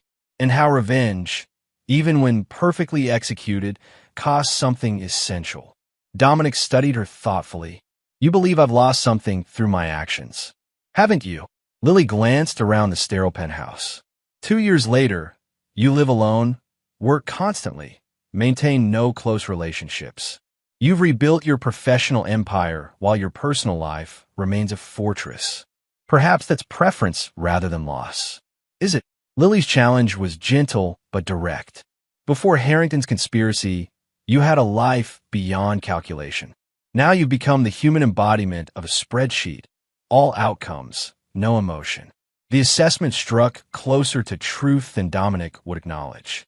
The cold efficiency that had served his revenge had indeed become his defining characteristic, seeping beyond professional context into every aspect of his existence. One interview, Lily pressed. On your terms, with your boundaries. Then we never bother you again. Dominic considered the proposal with his typical methodical analysis. The book would be published regardless of his participation. His perspective might correct inaccuracies or misinterpretations. The cost seemed minimal for potential benefit. Send me the proposed question topics in advance, he finally conceded. 1 session, 2 hours maximum, recorded but subject to my approval before publication. Thank you. Lily's relief seemed genuine. Catherine will contact your office tomorrow. After she left, Dominic stood at his window overlooking the city lights, considering the unexpected development. He had constructed his post-revenge life with careful precision, professional advancement without personal entanglements, strategic investments without emotional attachments, forward momentum without backward reflection. The proposed interview threatened that carefully maintained separation between past and present. 2 weeks later, Catherine Winters arrived at his penthouse, neutral territory chosen over his office to avoid corporate overtones. In person, she projected focused intelligence without Lily's emotional intensity or Alvarez's professional detachment. "Thank you for agreeing to this interview," she began, setting up her recording equipment. "I understand your hesitation about revisiting these events. Do you?" Dominic's tone revealed nothing. Catherine smiled slightly. "Perhaps not, but I appreciate your willingness regardless." For the next 2 hours, she guided their conversation with surprising skill. Never confrontational, but persistently direct, allowing comfortable silences when Dominic needed to formulate precise responses. "When you discovered your wife's betrayal," she asked carefully, "what was your first emotional reaction?" "Clarity," Dominic answered after consideration. "Not anger or heartbreak initially. Just crystalline understanding that everything I believed about our relationship had been false. And that clarity guided your subsequent actions? It removed emotional interference from strategic planning." Catherine nodded thoughtfully. "Many betrayed spouses act impulsively. Confrontations, public scenes, self-destructive behaviors. You instead constructed an elaborate response targeting everyone involved in the conspiracy. Why?" "Effectiveness," Dominic stated simply. "Emotional reactions provide temporary relief, but rarely appropriate resolution. And your definition of appropriate resolution included financial destruction for Reed, comprehensive legal consequences for Harrington, complete dissolution of your marriage, proportional responses to specific betrayals." Catherine studied him. "Do you regret any aspect of your response?" The question gave Dominic pause. In 2 years, he had evaluated outcomes, but never considered regret as a relevant metric. "I recognize certain inefficiencies in my approach," he finally acknowledged. "Energy directed toward Maxwell Reed might have been better allocated elsewhere. His role was secondary, his punishment perhaps disproportionate to his involvement. And regarding Stella, any reconsideration there?" "No." The response came without hesitation. Her betrayal predated Harrington's manipulation. The consequences were appropriate to her actions. Catherine nodded, making a note. "After executing your revenge so completely, did you experience the satisfaction you anticipated?" "I never sought satisfaction." Dominic maintained eye contact. "I sought resolution." "And did you find it?" The question lingered between them, unexpectedly complex. Had he found resolution? The legal outcomes were definitive, the personal accounting complete. Yet something remained unresolved, not within the external parameters of his revenge, but within himself. "Resolution is an ongoing process," he finally said. "The immediate objectives were achieved. The long-term integration continues." "Integration of what? Exactly?" "Experience into identity." Dominic considered his words carefully. "Prior to these events, I defined myself through certain parameters: successful investor, dedicated husband, rational decision-maker. Afterward, those definitions required adjustment. And who are you now, in your own assessment?" The question should have been simplistic, yet Dominic found himself genuinely considering it. Who is he now? The architect of perfect revenge? The calculating CEO? The man who had loved and lost Stella? The target who had defeated Lawrence Harrington's conspiracy? "I am what I've always been," he finally answered. "Someone who calculates risks, evaluates returns, and executes strategies, but with modified algorithms based on updated data." Catherine smiled slightly. "That's perhaps the most clinical self-description I've ever recorded." "It's accurate. Is it complete?" Dominic didn't respond immediately.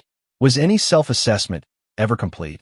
The events surrounding Blackwell's murder and Harrington's conspiracy had fundamentally altered his understanding of trust, loyalty, and his own capacity for methodical retribution. But they hadn't changed his essential nature, merely revealed aspects previously untested. "It's sufficient," he finally said. After the interview concluded, Catherine thanked him for his candor, promising to send the relevant transcript sections for approval before publication. As she packed her equipment, she asked one final, unrecorded question. Off the record, would you do it all again the same way? The complete dismantling of everyone involved. Dominic considered the question with genuine reflection. No, he finally answered. I would be more selective in my targets, more precise in my methods.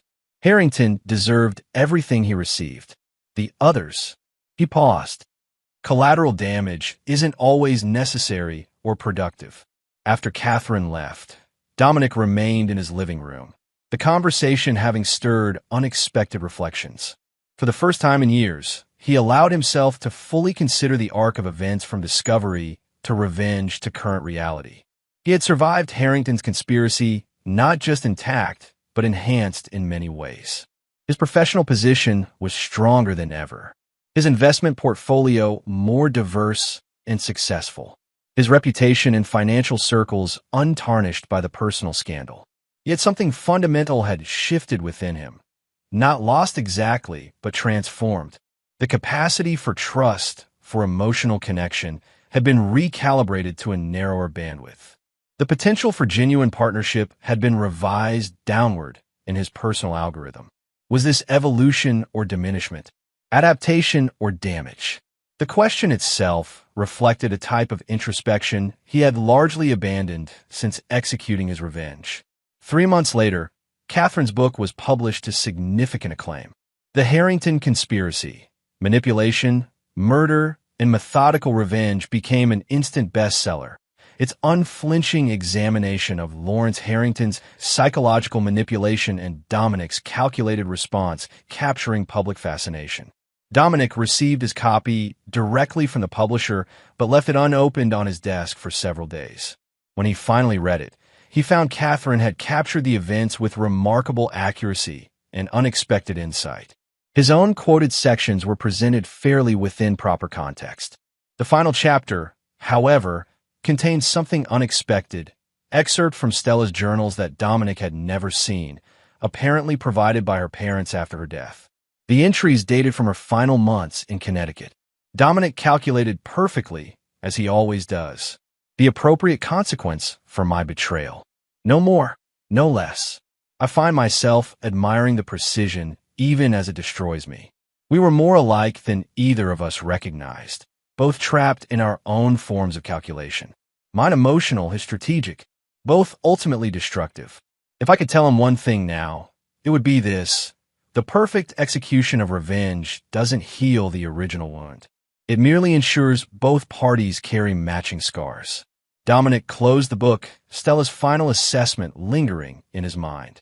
Her insight, even through the lens of her illness, contained an uncomfortable truth. His revenge, while meticulously executed, had indeed left its own mark upon him. Not a weakness precisely, but an alteration. That evening, he received an unexpected call from Cameron Harrington.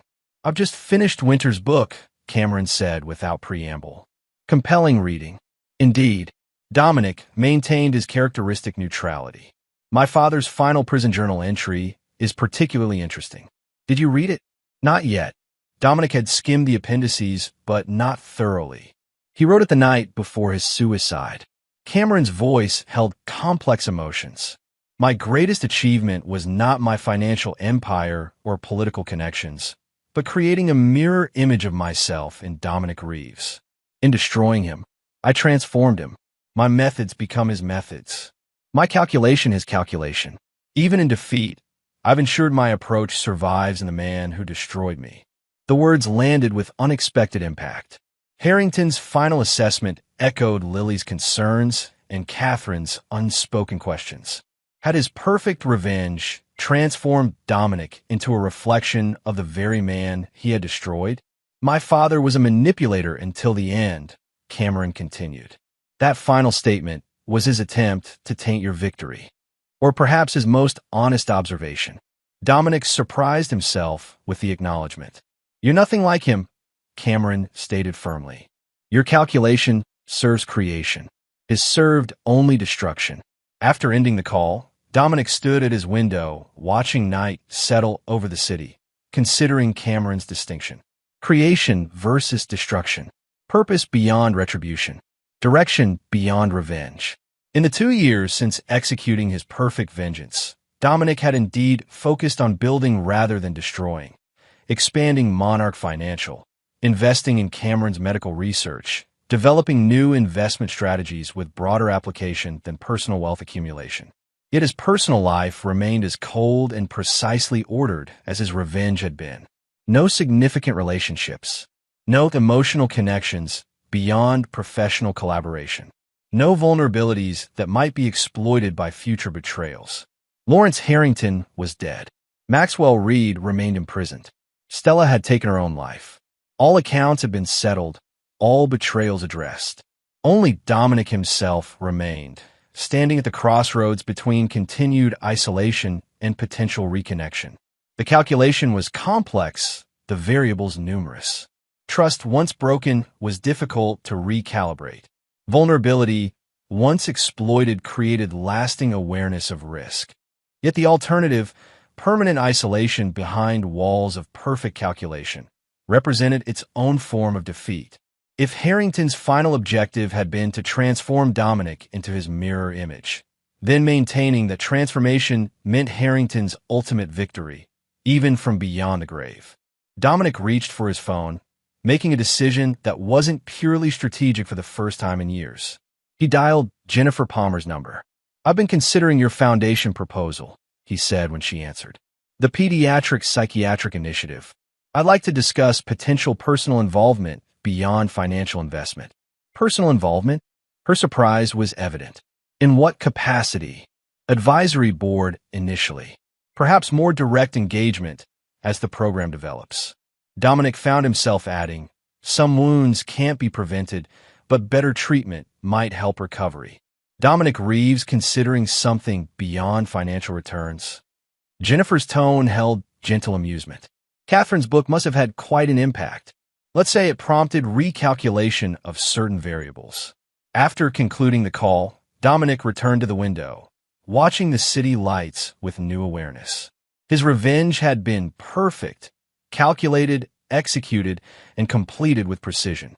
But revenge itself was inherently backward-looking, addressing past wounds rather than creating future possibilities. The true victory over Lawrence Harrington's conspiracy wasn't in the perfect execution of retribution, but in what came after, the choices made when the accounts were settled and the ledgers closed. Dominic Reeves would never forgive betrayal. He would never trust blindly or love without reservation. The cold calculation that had served his revenge would remain part of his approach to life and business. But perhaps that calculation could encompass more variables than self-protection and risk avoidance. Perhaps the algorithm could expand to include measured reconnection, calibrated vulnerability, strategic openness to experiences beyond revenge and its aftermath. Not forgiveness, never that, but perhaps evolution beyond the perfect revenge he had executed so completely. That would be the final victory Harrington could never anticipate and Stella would never witness. Not just surviving betrayal, not just executing retribution, but ultimately transcending both to become something neither victim nor avenger. Something entirely his own design. And there you have it. Another story comes to an end. What did you think?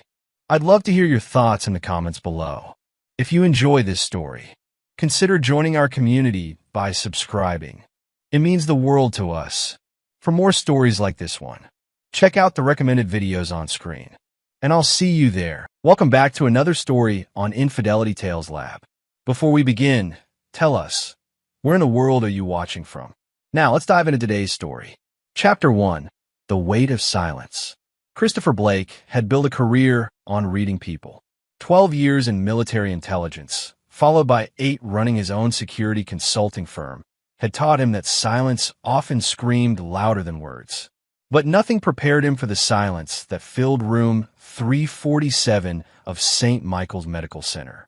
His son Bobby lay in the ICU bed, tubes running from his small arms, monitors beeping a rhythm that had become Christopher's heartbeat over the past 4 days. At 8 years old, Bobby should have been playing baseball, not fighting for his life against what doctors called acute systemic organ failure of unknown origin. Christopher squeezed his son's hand, feeling the weakness in his grip. Bobby's eyes fluttered open, those sharp blue eyes that looked so much like Christopher's own. But there was something else in them now, something Christopher recognized from his interrogation days. Fear and determination. "Dad," Bobby whispered, his voice barely audible above the machines. "Promise me something. Anything, buddy. You know that. Listen to my phone. After I'm gone." Bobby's grip tightened despite his weakness. There are recordings. Voice recordings. Christopher felt his throat constrict. "Bobby, you're going to be fine. The doctors are. Dad, please." Bobby's eyes locked onto his father's. "Check the recordings. But don't tell Mom." The words hit Christopher like a punch to the gut. Don't tell Mom. His wife Leah had been at Bobby's bedside every day, crying, praying, the picture of a devoted mother. Why would Bobby say that? "Where's your phone, buddy?" "Hidden. In my backpack." The zippered pocket inside. Bobby's breathing grew labored. 47 recordings. "Start with number 1. Promise me, Dad." "I promise." Bobby nodded, then his eyes closed again. The monitors continued their steady beep, but Christopher felt like the ground had shifted beneath him. He stayed another hour, watching his son sleep, before Leah arrived with coffee and red-rimmed eyes. "Any change?" she asked, kissing Bobby's forehead. He woke up for a few minutes. Seemed a bit stronger. Christopher studied her face, the face he'd loved for 12 years, the face that had smiled at him on their wedding day, the face that had glowed when she'd told him she was pregnant with Bobby. "Thank God," Leah whispered, touching Bobby's cheek. "I don't know what I'd do if we lost him, Christopher. I can't even think about it." Christopher nodded, but Bobby's words echoed in his mind. "Don't tell Mom." That night, after Leah insisted on taking the night shift at the hospital, Christopher drove home to their house in suburban Philadelphia. The 3-bedroom colonial felt empty without Bobby's laughter, without the sound of his video games, without his constant questions about everything. Christopher went to Bobby's room, untouched since they'd rushed him to the emergency room 4 days ago. The backpack was where Bobby always left it, hanging on the back of his desk chair. Christopher unzipped the main compartment, then found the hidden zippered pocket Bobby mentioned. Inside was an iPhone, not Bobby's regular phone, but an older model. Christopher's heart raced. This was deliberate. Bobby had hidden this phone for a reason. He sat on Bobby's bed and turned it on. No password. The voice recordings app showed 47 files, each dated over the past 3 weeks. Christopher's hands trembled as he pressed play on the first recording. Static, then footsteps. Bobby must have left the phone recording somewhere in the house. Then his wife's voice, clear as day. "We can't keep doing this much longer, Lance. He's getting suspicious." Lance. Lance Patterson. Christopher's former best friend from their Army days. Lance, who'd been at their house for dinner just 2 weeks ago. Lance, who'd been Bobby's godfather. A male voice responded. "Christopher doesn't suspect anything, Leah. He's too focused on work. That new contract in Chicago has him distracted. But what about Bobby?" Christopher's blood turned to ice. "The kid's been quiet since I talked to him," Lance said. "He won't say anything." "You shouldn't have been so rough with him," Leah snapped. "What if he tells Christopher what he saw?" "He won't. I made it very clear what would happen if he did." Silence. Then Leah again. "How much longer until the insurance policy fully kicks in?" 6 months. "But we need to be patient.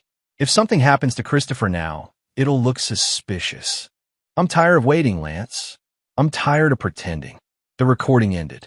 Christopher sat frozen, the phone clutched in his hand. The room spun around him. 6 months. Insurance policy. Something happening to him. His wife was planning to kill him. And somehow, Bobby had known. Bobby had recorded evidence. Christopher's mind raced through the possibilities. He thought of Bobby's sudden illness, the mysterious symptoms that had baffled doctors, the nausea that started 3 weeks ago, the fatigue, the organ failure. 3 weeks. The same time these recordings started. Christopher looked at the remaining 46 recordings, his jaw clenched. Then he grabbed his laptop and opened an encrypted file he hadn't touched in years, his operational protocols from his intelligence days. If Leah and Lance wanted to play this game, They'd chosen the wrong target. Christopher Blake had spent 12 years learning how to dismantle enemy operations from the inside out. He'd learned patience, strategy, and how to turn opponents' strengths into weaknesses. He plugged in headphones and continued listening. By the time dawn broke, he'd heard all 47 recordings, and he understood everything. Chapter 2. The Network. Christopher hadn't slept. He'd spent the night listening, taking notes, and building a timeline. The recordings painted a picture that made him sick to his stomach and furious. It had started 18 months ago. Leah had reconnected with Lance at a military reunion Christopher had skipped due to work. What began as catching up had become an affair within weeks. But it wasn't just about sex. Lance had ambitions, and Leah wanted a different life. In recording number 12, they discussed it plainly. Christopher's business is worth $3 million. Easy, Lance had said. Plus the life insurance, $5 million, and the house. You be set, baby. We'd be set. But how? Leah had asked. It has to look natural. Leave that to me. I know people. Christopher pulled up Lance's service record on his Secr network. Lance Patterson had been a combat medic before leaving the Army under murky circumstances. Christopher had helped him get discharged quietly, a favor for a friend who'd claimed PTSD. Now he wondered what really happened. He made 3 calls. The first was to Herman Waters, his older brother, and a detective with the Philadelphia PD. Chris, it's 5 in the morning. I need your help, Herman. Off the books. His brother's tone shifted. What's wrong? Bobby didn't get sick naturally. I think he was poisoned. Silence. Then, I'm coming over. The second call went to Trudy Gaines, a lawyer who specialized in family law and had done work for Christopher's company. Trudy, I need someone who can navigate a complex divorce while also dealing with potential criminal charges. Christopher, is this about Leah? Yes, but I can't explain over the phone. Can you meet me today? Of course. The third call was to Eric Guerra, a toxicologist who'd left the FBI to start a private practice. Christopher had used his services for corporate investigations. Eric, I need a favor. Urgent. Can you run a comprehensive toxicology panel on a pediatric patient? Something the hospital might have missed. What are we looking for? Anything that could cause gradual organ failure. Something that mimics natural disease. That's a short list. And expensive. Money isn't an issue. My son's life is. When Herman arrived at 7, Christopher had organized everything. Printouts of transcribed recordings, timeline charts, financial documents he'd pulled from Leah's secret accounts she thought he didn't know about. Herman, a stocky man with graying hair and 25 years on the force, studied the materials with a detective's eye. Jesus, Chris, this is premeditated attempted murder. Maybe conspiracy to commit murder if they were planning to come after you too. I know, but I need to be smart about this. If I go to the police now, what happens? Herman rubbed his jaw. Honestly, we'd investigate. But recordings made by an 8-year-old without anyone's knowledge? That's legally gray. They might not be admissible. And Leah could claim coercion that you coached Bobby. Anything. Lance could walk. That's what I thought. But Chris, if Bobby was poisoned. That's where Eric comes in. I need proof. Real, scientific proof that shows what they did. Herman nodded. What do you need from me? Background on Lance. Where he's been, who he's been talking to. The recordings mention people who can help. I need to know who they are. I can do that. But Chris, Herman met his brother's eyes. What are you planning? Christopher's expression hardened. I'm going to make sure Bobby gets justice. And I'm going to make sure those two never hurt anyone again. By noon, Christopher had assembled his team in his home office. Herman brought files on Lance. Trudy arrived with legal documents.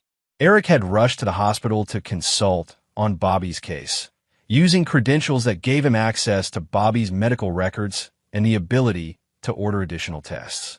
Lance Patterson, Herman began, spreading photos across the desk. Discharged from the Army 4 years ago. Since then, he's bounced between jobs. Security guard, EMT, currently unemployed. But here's what's interesting. 6 months ago, he started depositing regular cash amounts. $2,000 here, $3,000 there. Nothing huge, but consistent. Where's it coming from? Christopher asked. That's what we need to find out. But I pulled some surveillance from the bank. Look who he met with 3 times in the past month. Herman slid across a grainy photo of Lance sitting in a coffee shop with a thin, sharp-featured man Christopher didn't recognize. Norman Chandler, Herman continued. Small-time criminal. Served 2 years for assault. Known for underground fighting rings and connections to people who do wet work. Hired muscle, Christopher said flatly. Exactly. If Lance wanted to hurt you, Chandler's the kind of guy who'd know how to make it look like an accident. Trudy leaned forward. Christopher, if we can prove Leah was planning your murder, that changes everything in a divorce proceeding. She'd get nothing. But more than that, both she and Lance would face serious prison time. I need more than recordings, Christopher said. I need them to act. I need them to make a move that can't be denied. You want to set a trap, Herman said. Yes, but first I need Bobby safe. Eric, what did you find? Eric Guerra, a lean man with intense eyes, opened his tablet. I pulled Bobby's complete medical history and ran additional tests the hospital hadn't considered. Christopher, your instincts were right. I found traces of thallium in his blood. The room went silent. Thallium poisoning, Eric continued, causes exactly the symptoms Bobby's experiencing. Organ damage, neurological issues, weakness. In small doses over time, it mimics natural disease. It's odorless, tasteless, and historically known as inheritance powder because it's been used to murder family members for money. Can you treat it? Christopher's voice was tight. Yes, there's a specific chelation therapy. If we start immediately, Bobby should make a full recovery. But Christopher, whoever did this knew exactly what they were doing. This wasn't amateur hour. Lance's medical training, Herman said. He'd know about thallium. How to get it, how to dose it. Christopher stood and walked to the window. His son had been slowly poisoned for weeks. By his own mother. Or at least, with her knowledge and consent. Here's what we're going to do, Christopher said, his voice cold and controlled. Eric, you start treatment for Bobby immediately. Tell the hospital you identified the cause as accidental environmental exposure. Something that absolves everyone of blame for now. Herman, I need everything on Norman Chandler and anyone else Lance has been meeting with. Trudy, start preparing divorce documents, but don't file them yet. I want everything ready to go at a moment's notice. What are you going to do? Trudy asked. Christopher turned to face them, and Herman recognized the expression. It was the same look his brother had worn in Afghanistan when planning operations against high-value targets. I'm going to give them exactly what they want, Christopher said. An opportunity to finish the job. Chapter 3, The Performance. Bobby's recovery began within 48 hours of starting chelation therapy. The change was remarkable. Color returned to his cheeks, his strength improved, and the terrifying organ failure numbers started reversing. The hospital staff called it a miracle. Eric called it science. Christopher called it evidence. But to the outside world, especially to Leah and Lance, Bobby still appeared to be critically ill. Eric had carefully doctored the medical charts that Leah would see, showing continued deterioration. The real records, kept in a separate secure file, showed improvement. Christopher played his part perfectly. He looked haggard, defeated, like a man watching his son die. It wasn't hard. The rage and betrayal he felt inside translated well to the appearance of grief. Leah, for her part, was the devoted wife. She brought Christopher meals he didn't eat, held his hand when nurses gave updates, cried into his shoulder. If he hadn't known the truth, he would have believed her completely. She was that good. On day 7 of Bobby's hospital stay, day 3 of the real treatment, Christopher set his trap. He arranged a meeting at his office with his business partner, Ricardo Pope, making sure to schedule it when Leah knew he'd be away from the hospital. Ricardo, a sharp former CIA analyst, was one of the few people Christopher trusted completely. We need to make this look real, Christopher told him. I need you to sell the story. Ricardo nodded. You know Leah will ask me about it. I'm counting on it. That afternoon, Christopher met with Ricardo in his office. They spoke loudly enough for Christopher's assistant to overhear, and Christopher knew his assistant, though well-meaning, was a gossip who'd been friendly with Leah at company events. Ricardo, I can't do this anymore, Christopher said, his voice carrying the weight of manufactured defeat. Bobby's not getting better. The medical bills are destroying us. I need to liquidate assets. Chris, man, you don't have to. I do. I'm taking out the maximum amount on the business line of credit. $5 million. And I'm going to cash in my life insurance policy early. I need the money for experimental treatments. Ricardo played along perfectly. That's a huge decision. The penalties alone. I don't care. My son is dying. Money doesn't matter if Bobby isn't here. They continued the conversation, discussing Christopher's plans to take Bobby out of the country for treatment, to Mexico, where a specialist supposedly had experimental therapies. Christopher made sure to mention he'd be traveling alone with Bobby, leaving in 3 days. Within an hour, his assistant had called Leah with concern about Christopher's mental state and his financial decisions. That night, Christopher listened to Lance's phone. He placed a tracker on it 2 days earlier, with Herman's help, and had been monitoring every call. Lance called Leah immediately. He's cashing everything out. $5 million liquid, plus whatever he can pull from the business. The insurance policy? Leah's voice was eager. He said he's cashing it early, but that doesn't make sense. There's no cash value in a term life policy. He's lying, or he doesn't understand his own policy. Either way, this is it. If he leaves the country with Bobby, we lose our window. It has to happen before he leaves. What about Norman? I'll call him tonight. We need to move this up. Christopher allowed himself a cold smile. They were taking the bait. The next morning, Bobby was awake and alert, a change Christopher had been waiting for. He dismissed the nurse and closed the door to Bobby's room.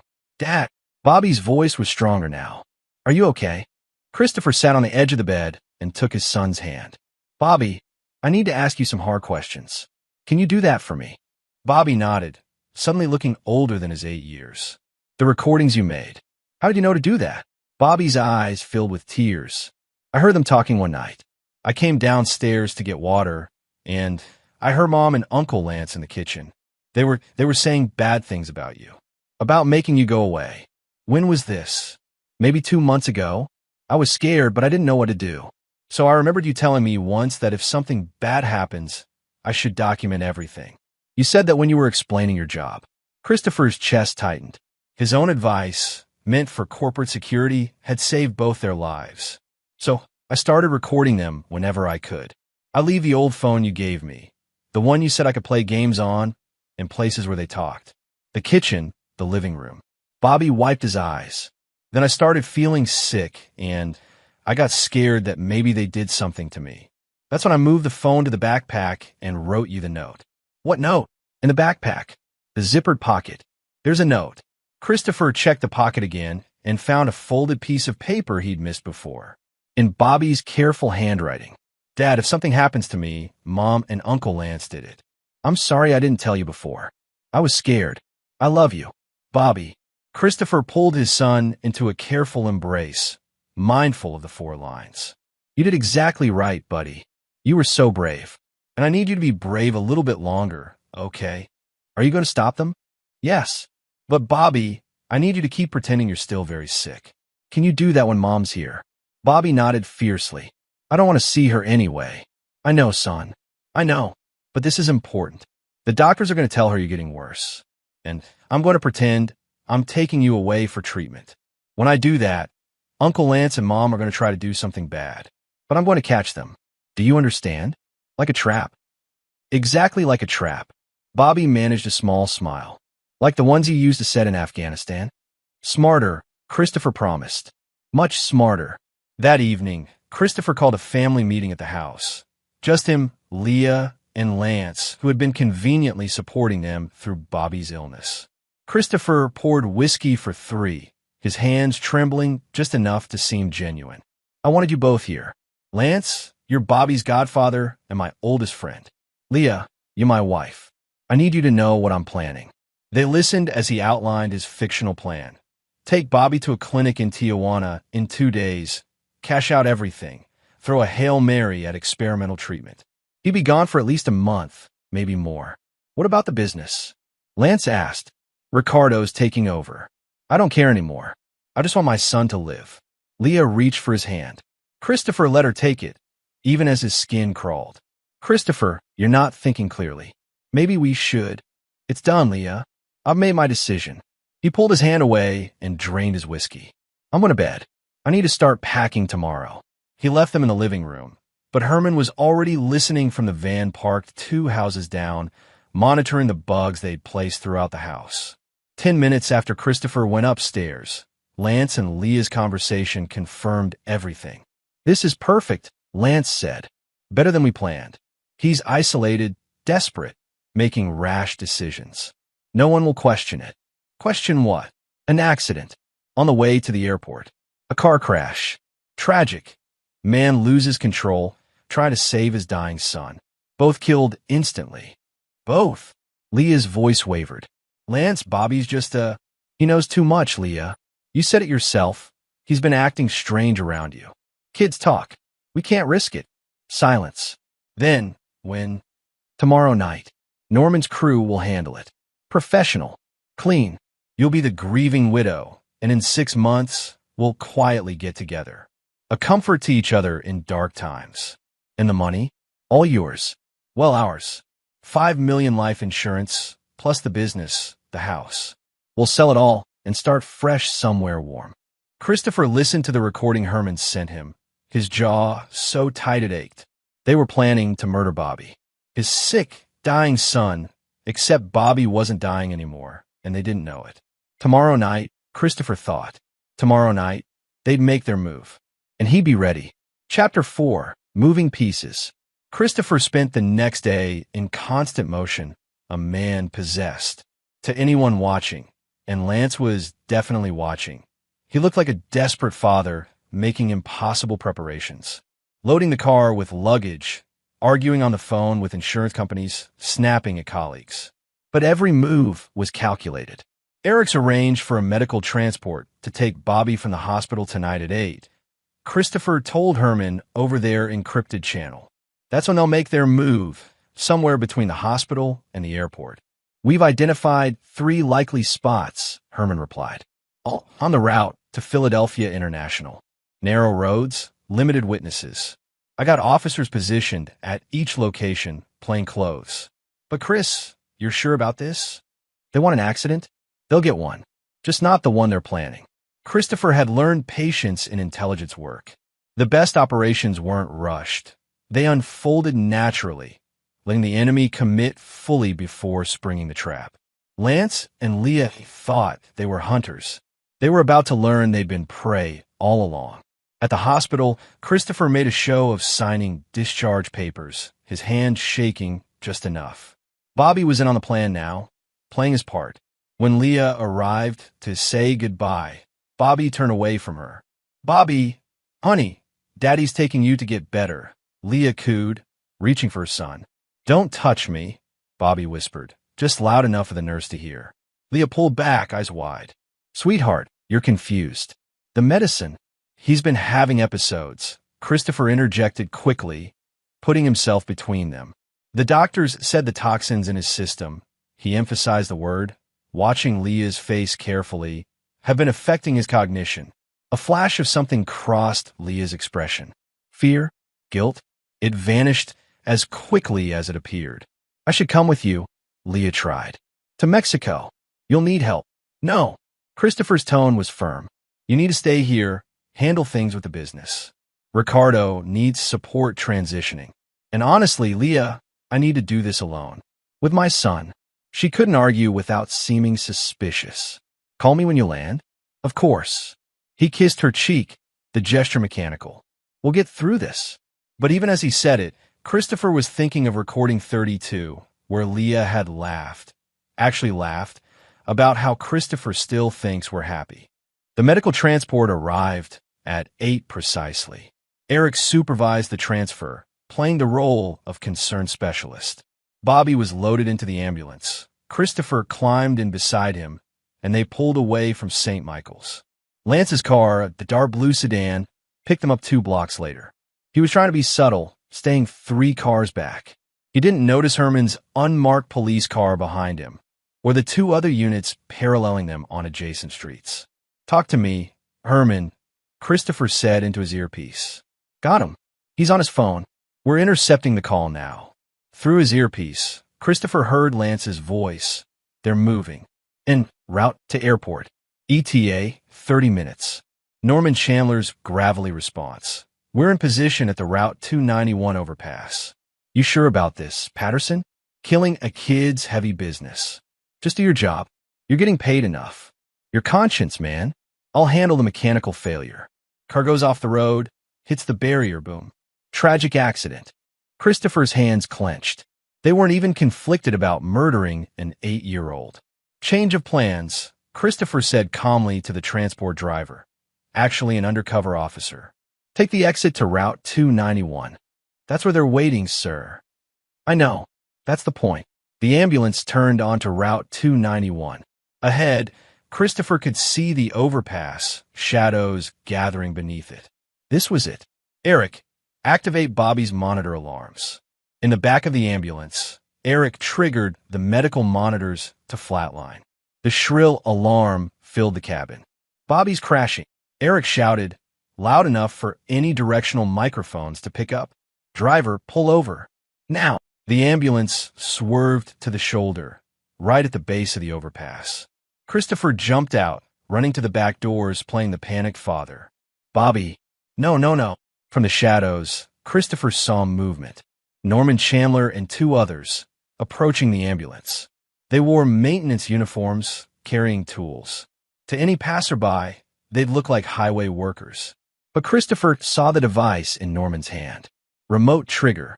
Probably for an explosive device they'd planted on the ambulance's fuel line at the hospital. Simple, effective. Ambulance pulls over, mysterious explosion. No survivors. Now, Christopher said quietly. Lights flooded the overpass from every direction. Herman's voice boomed over a loudspeaker. Philadelphia police. Drop your weapons and get on the ground. Norman froze, confusion crossing his face. His 2 associates bolted, but officers tackled them within seconds. Norman reached for the trigger device. Christopher was faster. 12 years of combat training kicked in. He closed the distance in 3 strides, his hand shooting out to grip Norman's wrist, twisting until the device fell. A swift kick to Norman's knee brought him down, and Christopher had him pinned before the man could react. You're done, Christopher hissed in his ear. Officers swarmed in, securing Norman. Herman approached, snapping handcuffs on the struggling man. Norman Chandler, you're under arrest for attempted murder, conspiracy to commit murder, and attempted vehicular homicide. Herman caught Christopher's eye. We got him. What about Lance? As if on cue, Christopher's earpiece crackled. Suspect 2 apprehended. Lance Patterson in custody. Herman pulled Christopher aside as other officers processed the scene. We got everything. Norman's device, the remote trigger, and they were stupid enough to keep their phones on. We recorded their whole conversation, including Lance's instructions and the money transfers. And Leah, that's trickier. She's not physically here. We can place her in the conspiracy through the recordings Bobby made, but a good lawyer might argue. She won't have a good lawyer, Christopher said coldly, because she's about to make a critical mistake. He pulled out his phone and called Leah. She answered on the first ring. Christopher, is Bobby okay? I heard the ambulance had to pull over. He's gone, Leah. Christopher let his voice break convincingly. Bobby's gone. He coded in the ambulance, and we couldn't bring him back. Silence.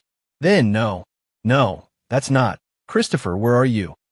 Route 291. Under the overpass. The police are here. There was an explosion. The ambulance, he choked on the words. Come here, Leah. Please. I need you. I'm coming right now. She hung up. Christopher handed the phone to Herman. She'll call Lance, Herman said with certainty. And he won't answer because he's in handcuffs. That'll panic her. She'll either run or come here to see what happened. Either way, she incriminates herself. They waited. 10 minutes later, Christopher's phone buzzed with a text from Leah. Lance isn't answering. What's going on? I don't know. Christopher typed back. Please hurry. I'm falling apart. 15 minutes later, Leah's car pulled up to the scene. She stepped out, looking appropriately horrified at the police presence, the damaged ambulance. Then she saw Christopher standing there, very much alive, and Bobby, sitting in the back of an actual ambulance now, very much alive, waving at her. The color drained from her face. Leah Blake. Herman stepped forward with handcuffs ready. You're under arrest for conspiracy to commit murder, attempted murder, and child endangerment. I didn't. Leah looked wildly between Christopher and Bobby. Bobby's alive? But you said. I lied, Christopher said flatly. Just like you've been lying for 18 months. Christopher, I don't know what you think, but... Herman cut her off. We have 47 recordings, made by your son, documenting your affair with Lance Patterson and your plans to murder your husband.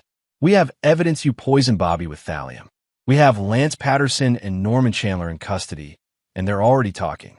You want to add lying to a police officer to your charges. Leah's knees buckled. An officer caught her before she fell. Why? Christopher asked, the question he'd been holding back. Why Bobby? He's your son. Leah looked up at him, and for the first time, he saw the real her. The mask was gone. He found out. He was going to tell you. Lance said we couldn't risk it. So you poisoned your own child. I didn't. Lance did it. I just didn't stop him. As if that somehow made it better. Christopher turned away before he did something he'd regret. Bobby was watching from the ambulance, Eric's arm around his shoulders protectively. Book her, Christopher told Herman. I need to take my son home. Chapter 5. Unraveling Threads. The interrogation rooms at Philadelphia Police Headquarters were designed to be uncomfortable. Christopher watched through one-way glass as Herman and his partner, Detective Alexis Murphy, worked on Lance Patterson. Lance had started confident, demanding a lawyer, claiming he didn't know what they were talking about. That lasted until Herman played the recordings.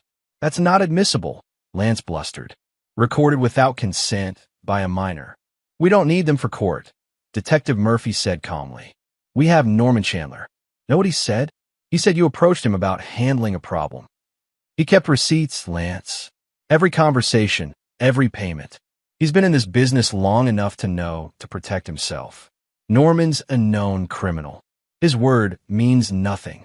Herman leaned forward. Then how about the thallium we found in your apartment? Or the insurance documents we found in your car, showing Christopher's policy? Or the text between you and Leah, planning when and where to make you move? Lance's face went pale. I want my lawyer. Smart choice, Herman said, because the DA's about to offer Norman a deal for his testimony. And guess what? In conspiracy cases, everybody's equally guilty. You're looking at attempted murder times 2, plus conspiracy to commit murder, plus poisoning a minor. That's life without parole, minimum. In another interrogation room, Leah wasn't faring better. Detective Ricardo Pope, Christopher had asked for his business partner to be given temporary consulting status, sat across from her with a file full of evidence. The thing about long-term affairs, Ricardo said conversationally, is they leave traces. Hotel receipts, phone records, witnesses. We've got you and Lance at the Marriott 14 times in 6 months. We've got you withdrawing cash, always in amounts just under $10,000 to avoid reporting. We've got you browsing websites about thallium poisoning symptoms. That was research, Leah said quickly. For a novel I was. Leah, stop. Ricardo's voice hardened. Your son almost died. Bobby made recordings because he was scared. He knew you were planning something horrible, and he tried to protect his father. An 8-year-old showed more courage than you've shown in your entire adult life. Tears ran down Leah's face. I didn't mean for it to go this far. It was just supposed to be an affair. But Lance, he started talking about Christopher's money, about how we could be together if Christopher was just gone. And I wanted that so badly. I wanted to be free. So you poisoned your son? Lance said Bobby was going to ruin everything. He said Bobby was spying on us, that he'd tell Christopher. I didn't, she broke down. I just wanted Christopher to hurt like I'd been hurting. Why were you hurting? Ricardo asked. Christopher gave you everything. A home, security, love. Leah's face twisted. He gave me nothing. He was always working, always traveling. I was alone in that house, raising Bobby by myself, while Christopher played spy games for corporate clients. Lance paid attention to me. Lance made me feel alive. Ricardo closed the file. Lance is in the next room right now, blaming you for everything, saying it was your idea, that you manipulated him. That's a lie. Maybe. But here's the truth. You have one chance to help yourself. full cooperation, complete testimony, and maybe the DA considers 25 to life instead of life without parole. Christopher watched Leah crumble and felt nothing. The woman he'd loved was gone, if she'd ever truly existed. In her place was someone he didn't recognize. Herman emerged from Lance's interrogation room and joined Christopher in the observation area. Patterson's singing. Gave up everything. How he got the thallium, how he dosed Bobby's food over 3 weeks, how he contacted Norman through an underground network. And get this wasn't his first time. Christopher's head snapped toward his brother. What?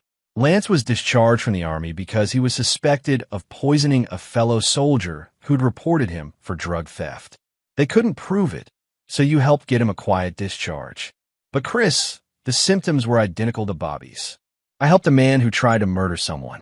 Christopher's voice was hollow. You helped a friend, or who you thought was a friend. That's on Lance, not you. Christopher watched as Leah was led out of the interrogation room, handcuffed and broken. She didn't look at the one-way glass, didn't know he was watching. I need some air, Christopher said. Outside the station, the October evening was cool. Christopher leaned against the brick wall and closed his eyes. His phone buzzed, a text from Bobby, who was staying with Herman's family. Dad, Uncle Herman's kids are teaching me to play Mario Kart. I'm beating them. Are you okay? Christopher smiled despite everything. I'm okay, buddy. Be home soon. Did they arrest Mom and Uncle Lance? Yes. Good. I love you, Dad. I love you too, son. More than anything. Trudy Gaines found him there 20 minutes later. Christopher, we need to talk about next steps. I'm listening.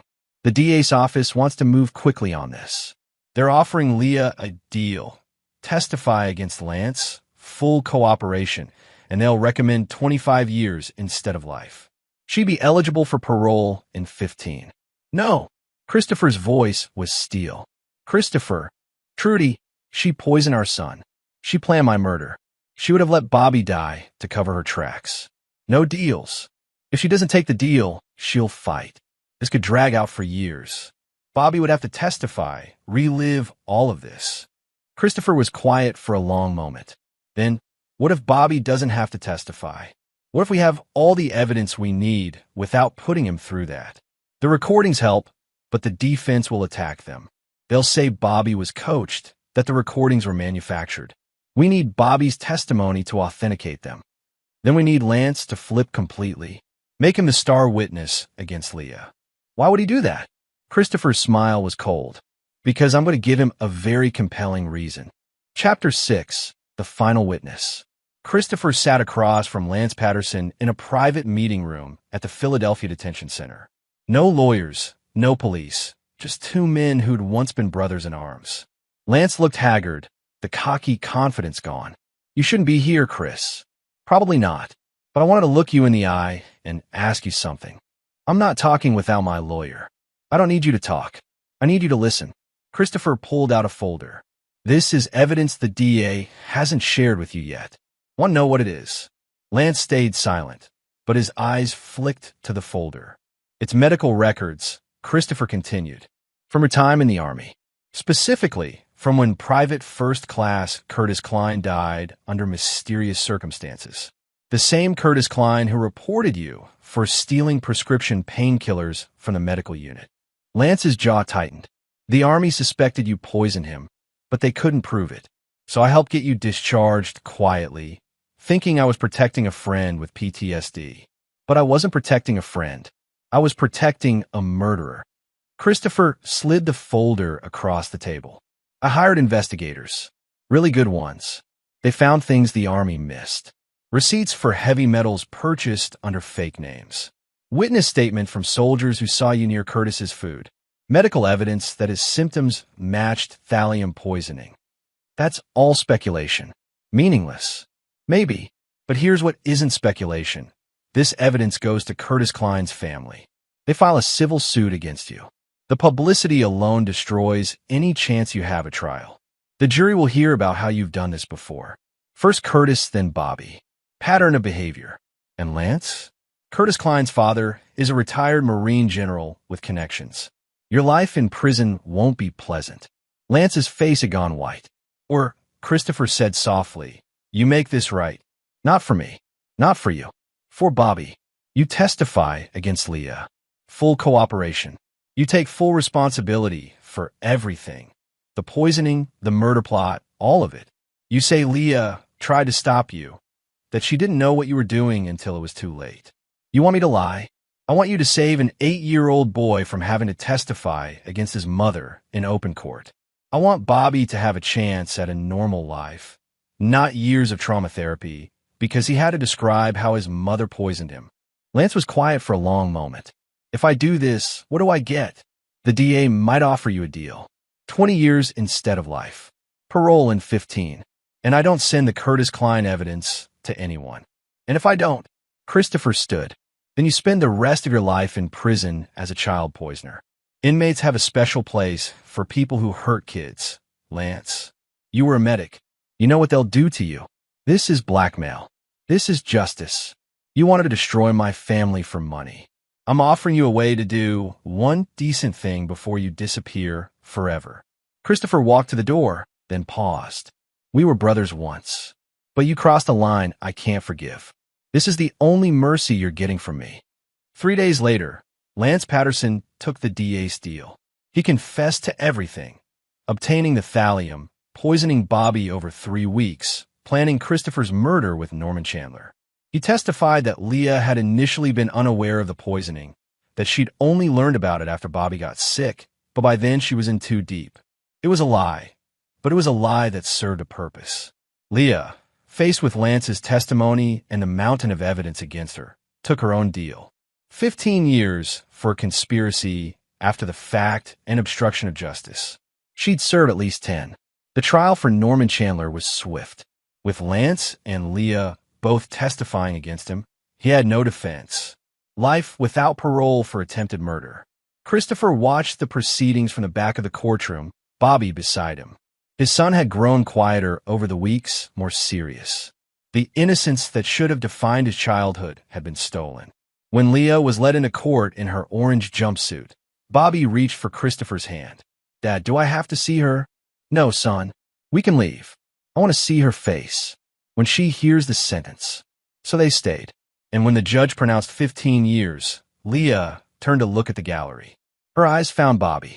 Bobby stared back, his expression unreadable for an 8-year-old. Then he leaned into Christopher and whispered, Can we go home now? Yeah, buddy. We can go home. Chapter 7, Rebuilding. 6 months after the trial, Christopher stood in the doorway of Bobby's bedroom, watching his son sleep. The nightmares had become less frequent, down from every night to maybe twice a week. Dr. Sharon Dickinson, the child psychologist they'd been seeing, said Bobby was resilient but would carry these scars forever. Christopher knew about scars. He had his own collection. The house felt different now. Christopher had considered moving, starting fresh somewhere new, but Bobby had resisted. This is my home, Dad. I'm not letting them take it from me.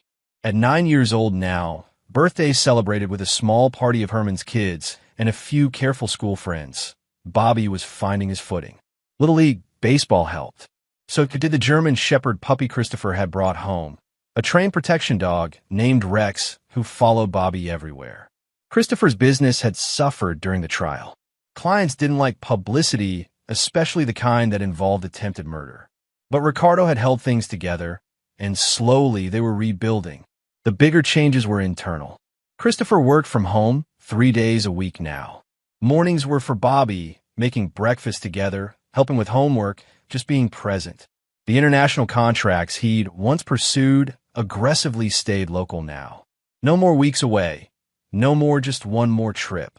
Herman visited every Sunday for dinner, often bringing his family.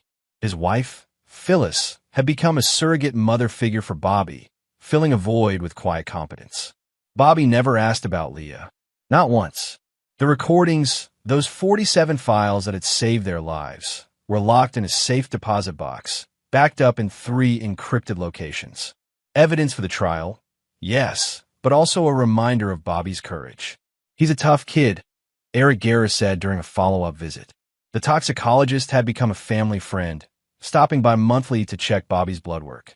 No permanent damage. His kidneys are functioning normally, liver enzymes perfect. Physically, he's completely recovered. And mentally, Eric's expression grew serious. That's not my expertise, but Dr. Dickinson would tell you that Bobby's been through trauma that would break many adults. The fact that he's functioning this well is testament to two things: his own strength and you. Christopher had his doubts about that. Some nights, lying awake at 3 in the morning, he wondered if he could have seen the signs earlier. Should have known his wife was unhappy. Should have recognized Lance's predatory nature. But Dr. Dickinson, in the sessions Christopher attended for himself, was firm. You can't prevent someone else's evil, Christopher. You can only respond to it. And you responded by protecting your son and ensuring justice was served. That's what matters. Justice. An interesting word. Lance Patterson sat in state prison, serving 20 years. With good behavior, he'd be out in 14. Norman Chandler would die behind bars. And Leah sent letters. Christopher burned them without reading. Bobby knew she wrote. Christopher was honest about that, but Bobby had made his choice. I don't have a mom anymore, he'd said simply. She tried to kill me. You don't come back from that. Child psychology experts might argue about the long-term impacts of Bobby's decision, but Christopher supported it.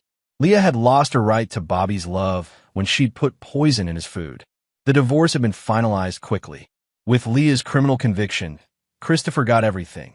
Full custody, the house, the assets. He'd put half of it in a trust for Bobby, managed by Trudy Gaines. The other half funded Bobby's therapy, their new life, and a quiet charitable foundation Christopher started, supporting children who'd been victims of parental abuse. Some good from all this evil. Dad! Bobby's voice startled him. His son was awake, sitting up in bed. Why are you standing in the doorway like a creeper? Christopher laughed, the sound still feeling strange after months of grief and anger. Just checking on you. I'm fine, but I'm also 9, not 5. You don't have to check every night. Humor me. Bobby rolled his eyes but smiled. Can Rex sleep in here tonight? Sure. Christopher whistled, and the German shepherd bounded up the stairs, immediately jumping on Bobby's bed and settling against him. Dad! Bobby's voice grew quieter. Do you think Mom ever loved me? Like, really? The question Christopher had been dreading. He sat on the edge of the bed, choosing his words carefully. I think your mom is a complicated person who made terrible choices. But yeah, buddy, I think she loved you in her own way. She was just too broken to show it properly. But love means you don't hurt people, right? You taught me that. Real love, yes. Real love means protecting people, sacrificing for them. Your mom got lost somewhere along the way. Bobby was quiet for a moment, petting Rex. I'm glad I have you. Christopher's throat tightened. I'm glad I have you too, son. You saved both our lives with those recordings. You know that, right? I was really scared. I thought maybe I was wrong, that maybe I was making it up or something. You weren't wrong. You were brave and smart. You're my hero, Bobby. Bobby's face reddened. Dad, that's embarrassing. Too bad. It's true. Christopher stood. Get some sleep. Baseball practice tomorrow. Can we get ice cream after? Like you have to ask. Christopher closed the door softly and headed downstairs. His laptop sat on the kitchen table, emails waiting. Ricardo had sent the contracts for a new client, a pharmaceutical company needing security assessment. Standard work, good money, and entirely local. His phone buzzed. A text from Herman. Beer tomorrow night? Phillies are playing. Christopher smiled and typed back, can't. Taking Bobby to the batting cages. Rain check for next week? You're becoming predictable, little brother. Good. Predictable sounds perfect. Christopher closed the laptop and looked around the kitchen. This room, where Leah and Lance had plotted their betrayal. He considered remodeling, changing everything, but Bobby had asked him not to. If we change it, they win, Bobby had said. They don't get to take our house from us. 9 years old and already wiser than most adults. Christopher poured himself a whiskey, one drink, his new limit, and stepped onto the back porch. The October air was cool, stars visible above the suburban sprawl. He thought about the man he'd been 18 months ago, successful, confident, thinking he had life figured out. That man had been naive.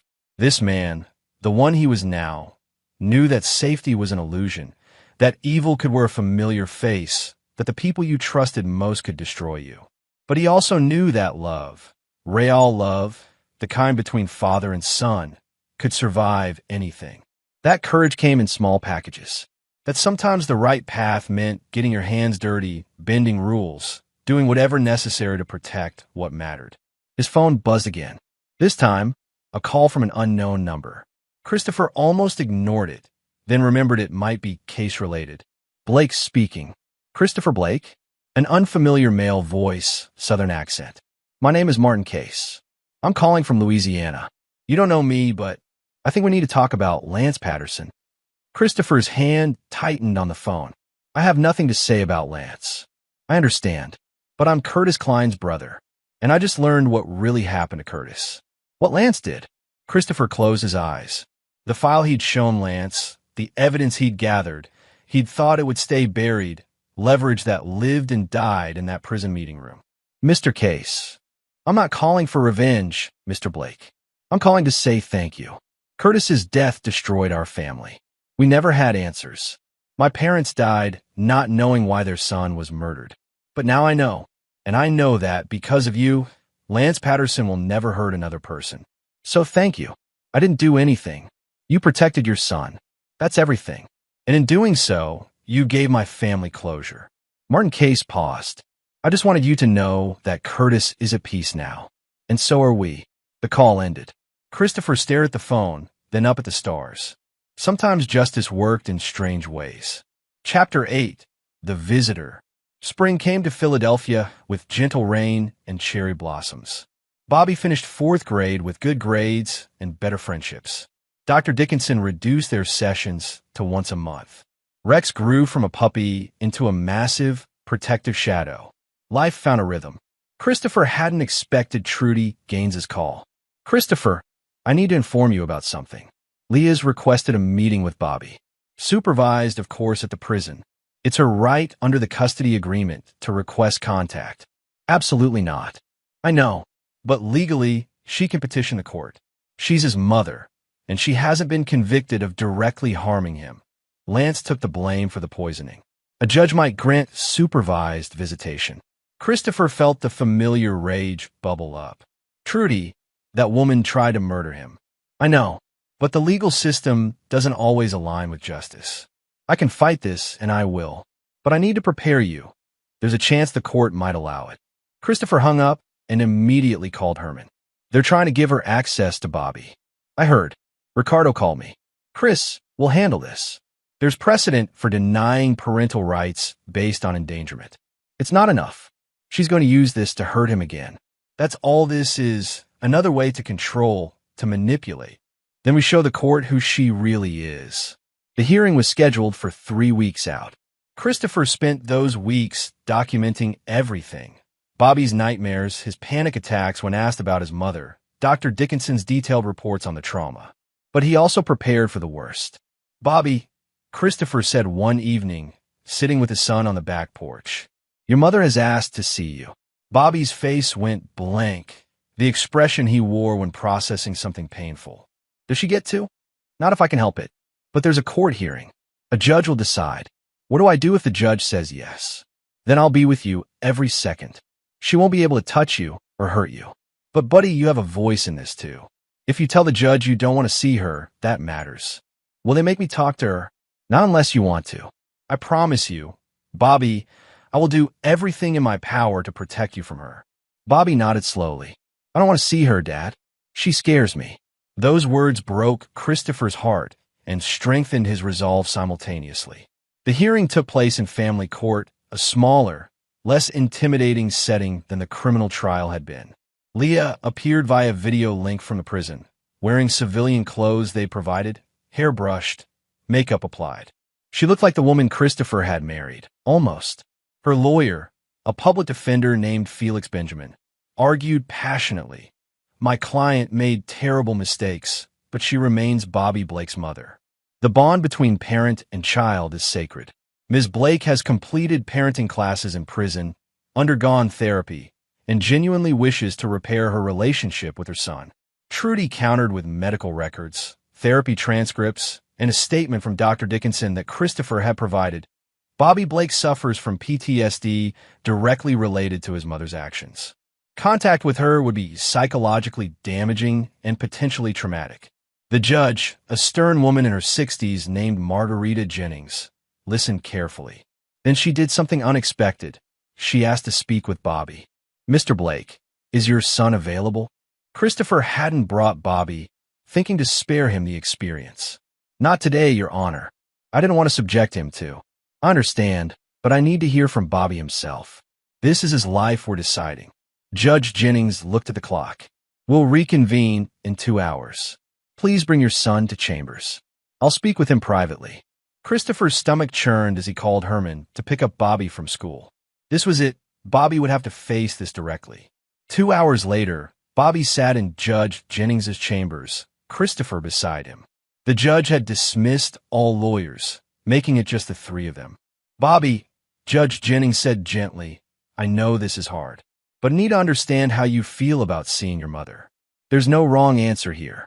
Bobby looked at Christopher, who nodded encouragingly. Then Bobby turned to the judge. "I don't want to see her. She tried to kill me. She put poison in my food." "Your mother didn't do that, Bobby. Mr. Patterson did. She knew. I heard them talking about it in my recordings. She said I knew too much." Bobby's voice shook but stayed steady. "And even if she didn't give me the poison herself, she didn't stop it. That's the same thing." Judge Jennings studied him. "Are you afraid of your mother?" "Yes." "Why?" Bobby was quiet for a moment. "Because she chose Lance over me. She chose money over me. And I don't think that's changed.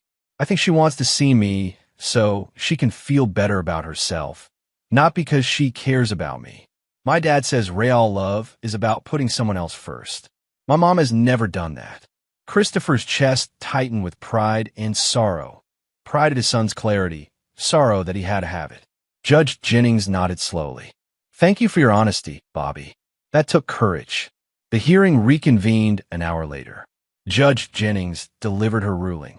Having spoken with Bobby Blake and reviewed all evidence presented, this court finds that contact between Bobby and his mother, Leah Blake, will be detrimental to the child's well-being. The petition for visitation is denied. Furthermore, this court orders that no further petitions for contact may be filed for a minimum of 5 years, at which point Bobby will be old enough to make his own informed decision. This case is closed. Leah, on the video screen, began crying. Her lawyer tried to object, but Judge Jennings was firm. "Ms. Blake, you made choices that harmed your child. The consequences of those choices include losing access to him. I suggest you use your time in prison to truly reflect on what you've done, not to manipulate the legal system into giving you something you haven't earned." The screen went dark. Outside the courthouse, Bobby hugged Christopher tightly. "Is it really over?" "For now, yes." "Good." Bobby pulled back. "Can we go see Uncle Herman? I want to tell him what I told the judge." "Absolutely." As they walked to the car, Bobby took Christopher's hand, something he'd been doing less as he got older and more independent. "Dad, I meant what I said in there. About real love. You taught me that. You've always known it, Bobby. You just needed the words. Will I ever forgive her?" It was the first time Bobby had asked that question. Christopher considered his answer carefully. "Maybe. Forgiveness is complicated. But forgiveness doesn't mean you have to let someone back into your life. You can forgive and still protect yourself." "Have you forgiven her?" "I'm working on it. For my sake, not hers. Carrying anger around is heavy, buddy." Bobby nodded, processing this. "I'll think about it. When I'm older, that's all anyone can ask." Chapter 9, New Beginnings. 2 years after the trial, Christopher Blake stood in his backyard watching Bobby play baseball with Herman's son, Corey. At 11, Bobby was tall for his age, athletic, with the easy confidence of a kid who'd survived something terrible and come out stronger. The scars were still there. Bobby still slept with Rex, still had occasional nightmares, still saw Dr. Dickinson monthly. But he was thriving in ways Christopher had once feared impossible. Christopher's business had not just recovered but expanded. Clients appreciated his new approach, thorough, methodical, with an emphasis on protecting people over profits. Ricardo had become a full partner. They'd hired Martin Case's sister, Julie Harper, as their chief of operations. The Louisiana connection had turned into friendship, then professional collaboration. Your son's got a hell of an arm, Ricardo said, joining Christopher with 2 beers. He gets it from Herman's side. Definitely not from me. They watched in comfortable silence. Christopher had rebuilt his life one deliberate piece at a time, choosing each element carefully. No more taking things for granted. No more assuming safety. I heard from Lance's lawyer, Ricardo said quietly. He's up for parole review next year. Christopher's jaw tightened. 10 years. He served 10 years for trying to murder my son. I know, but with his cooperation during the trial, he doesn't get out. I'll make sure of it. Ricardo nodded. I figured. I already drafted a victim impact statement for you to submit. And Leah? 5 more years minimum. She's been a model prisoner, apparently. Taking classes, working in the library. Her lawyer will probably petition for early release. Christopher had prepared for this. When that happens, Bobby and I will submit our own statements. She doesn't get out early for good behavior. She gets out when she served her time, and not a day sooner. Fair enough. Ricardo paused. You ever wonder what would have happened if Bobby hadn't made those recordings? Christopher had wondered. Many times. I'd be dead, and Bobby might be too. Or we'd never have known the truth, and they'd have tried again until they succeeded. Pretty heavy burden for an 8-year-old to carry. Bobby doesn't see it as a burden. He sees it as saving our lives. Dr. Dickinson says that perspective, that he took action, that he was powerful in his own story, is actually healing for him. Bobby hit a line drive that Corey barely caught. Both kids laughed, the sound bright and unshadowed. Christopher watched his son, happy, healthy, whole, and felt something he hadn't felt in years. Peace. His phone buzzed. A text from Trudy Gaines. Foundation paperwork finalized. Bobby's Courage Fund is officially active. First grant's going out next month. The charitable foundation had been Bobby's idea. Other kids should know they can be brave too, Dad, and they should have help. Bobby's Courage Fund supported children who'd been victims of parental abuse, providing therapy, legal assistance, and safe housing when needed. Funded by Christopher's business success and some quiet donations from people who'd followed the trial, it had already helped 15 families in 2 years. Making a difference, Ricardo observed, reading over Christopher's shoulder. Bobby's making a difference. I'm just the accountant. Herman approached, carrying a platter of burgers. Food's ready. And Chris, you got a delivery. FedEx dropped it on your porch.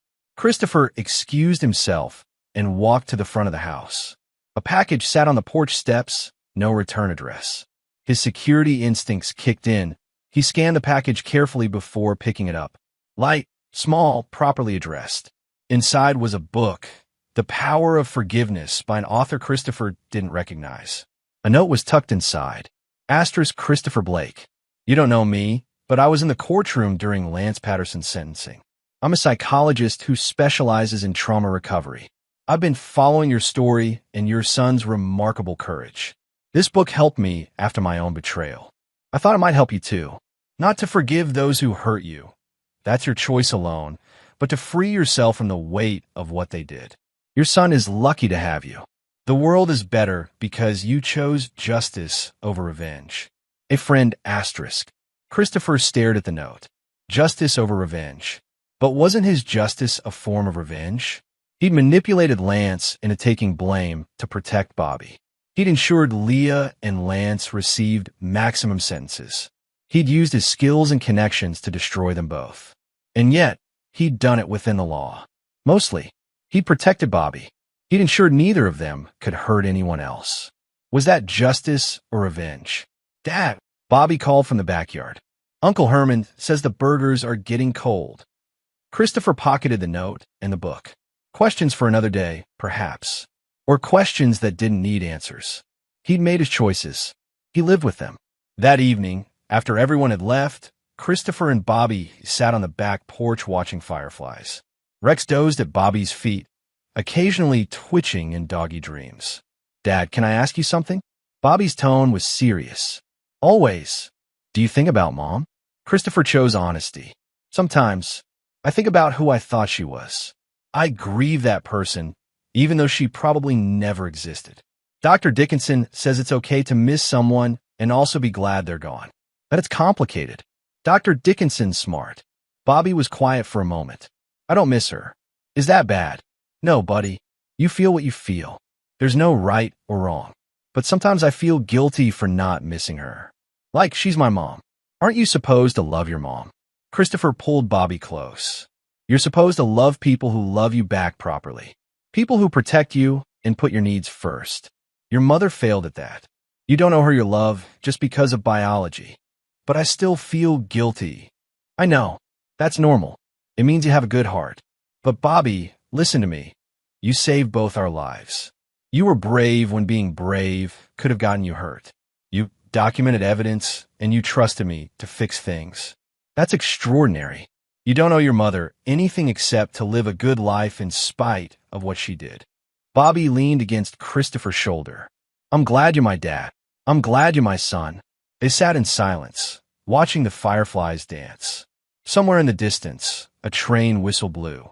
Philadelphia hummed around them, alive and indifferent to their small moment of peace. Christopher thought about the past 2 years, the fear, the rage, the careful planning, the courtroom battles. He thought about Leah in prison, Lance locked away, Norman Chandler dying behind bars. He thought about Bobby's recordings, the voice of a frightened child who'd been brave enough to act. He thought about justice and revenge, about forgiveness and healing, about the man he'd been and the man he'd become.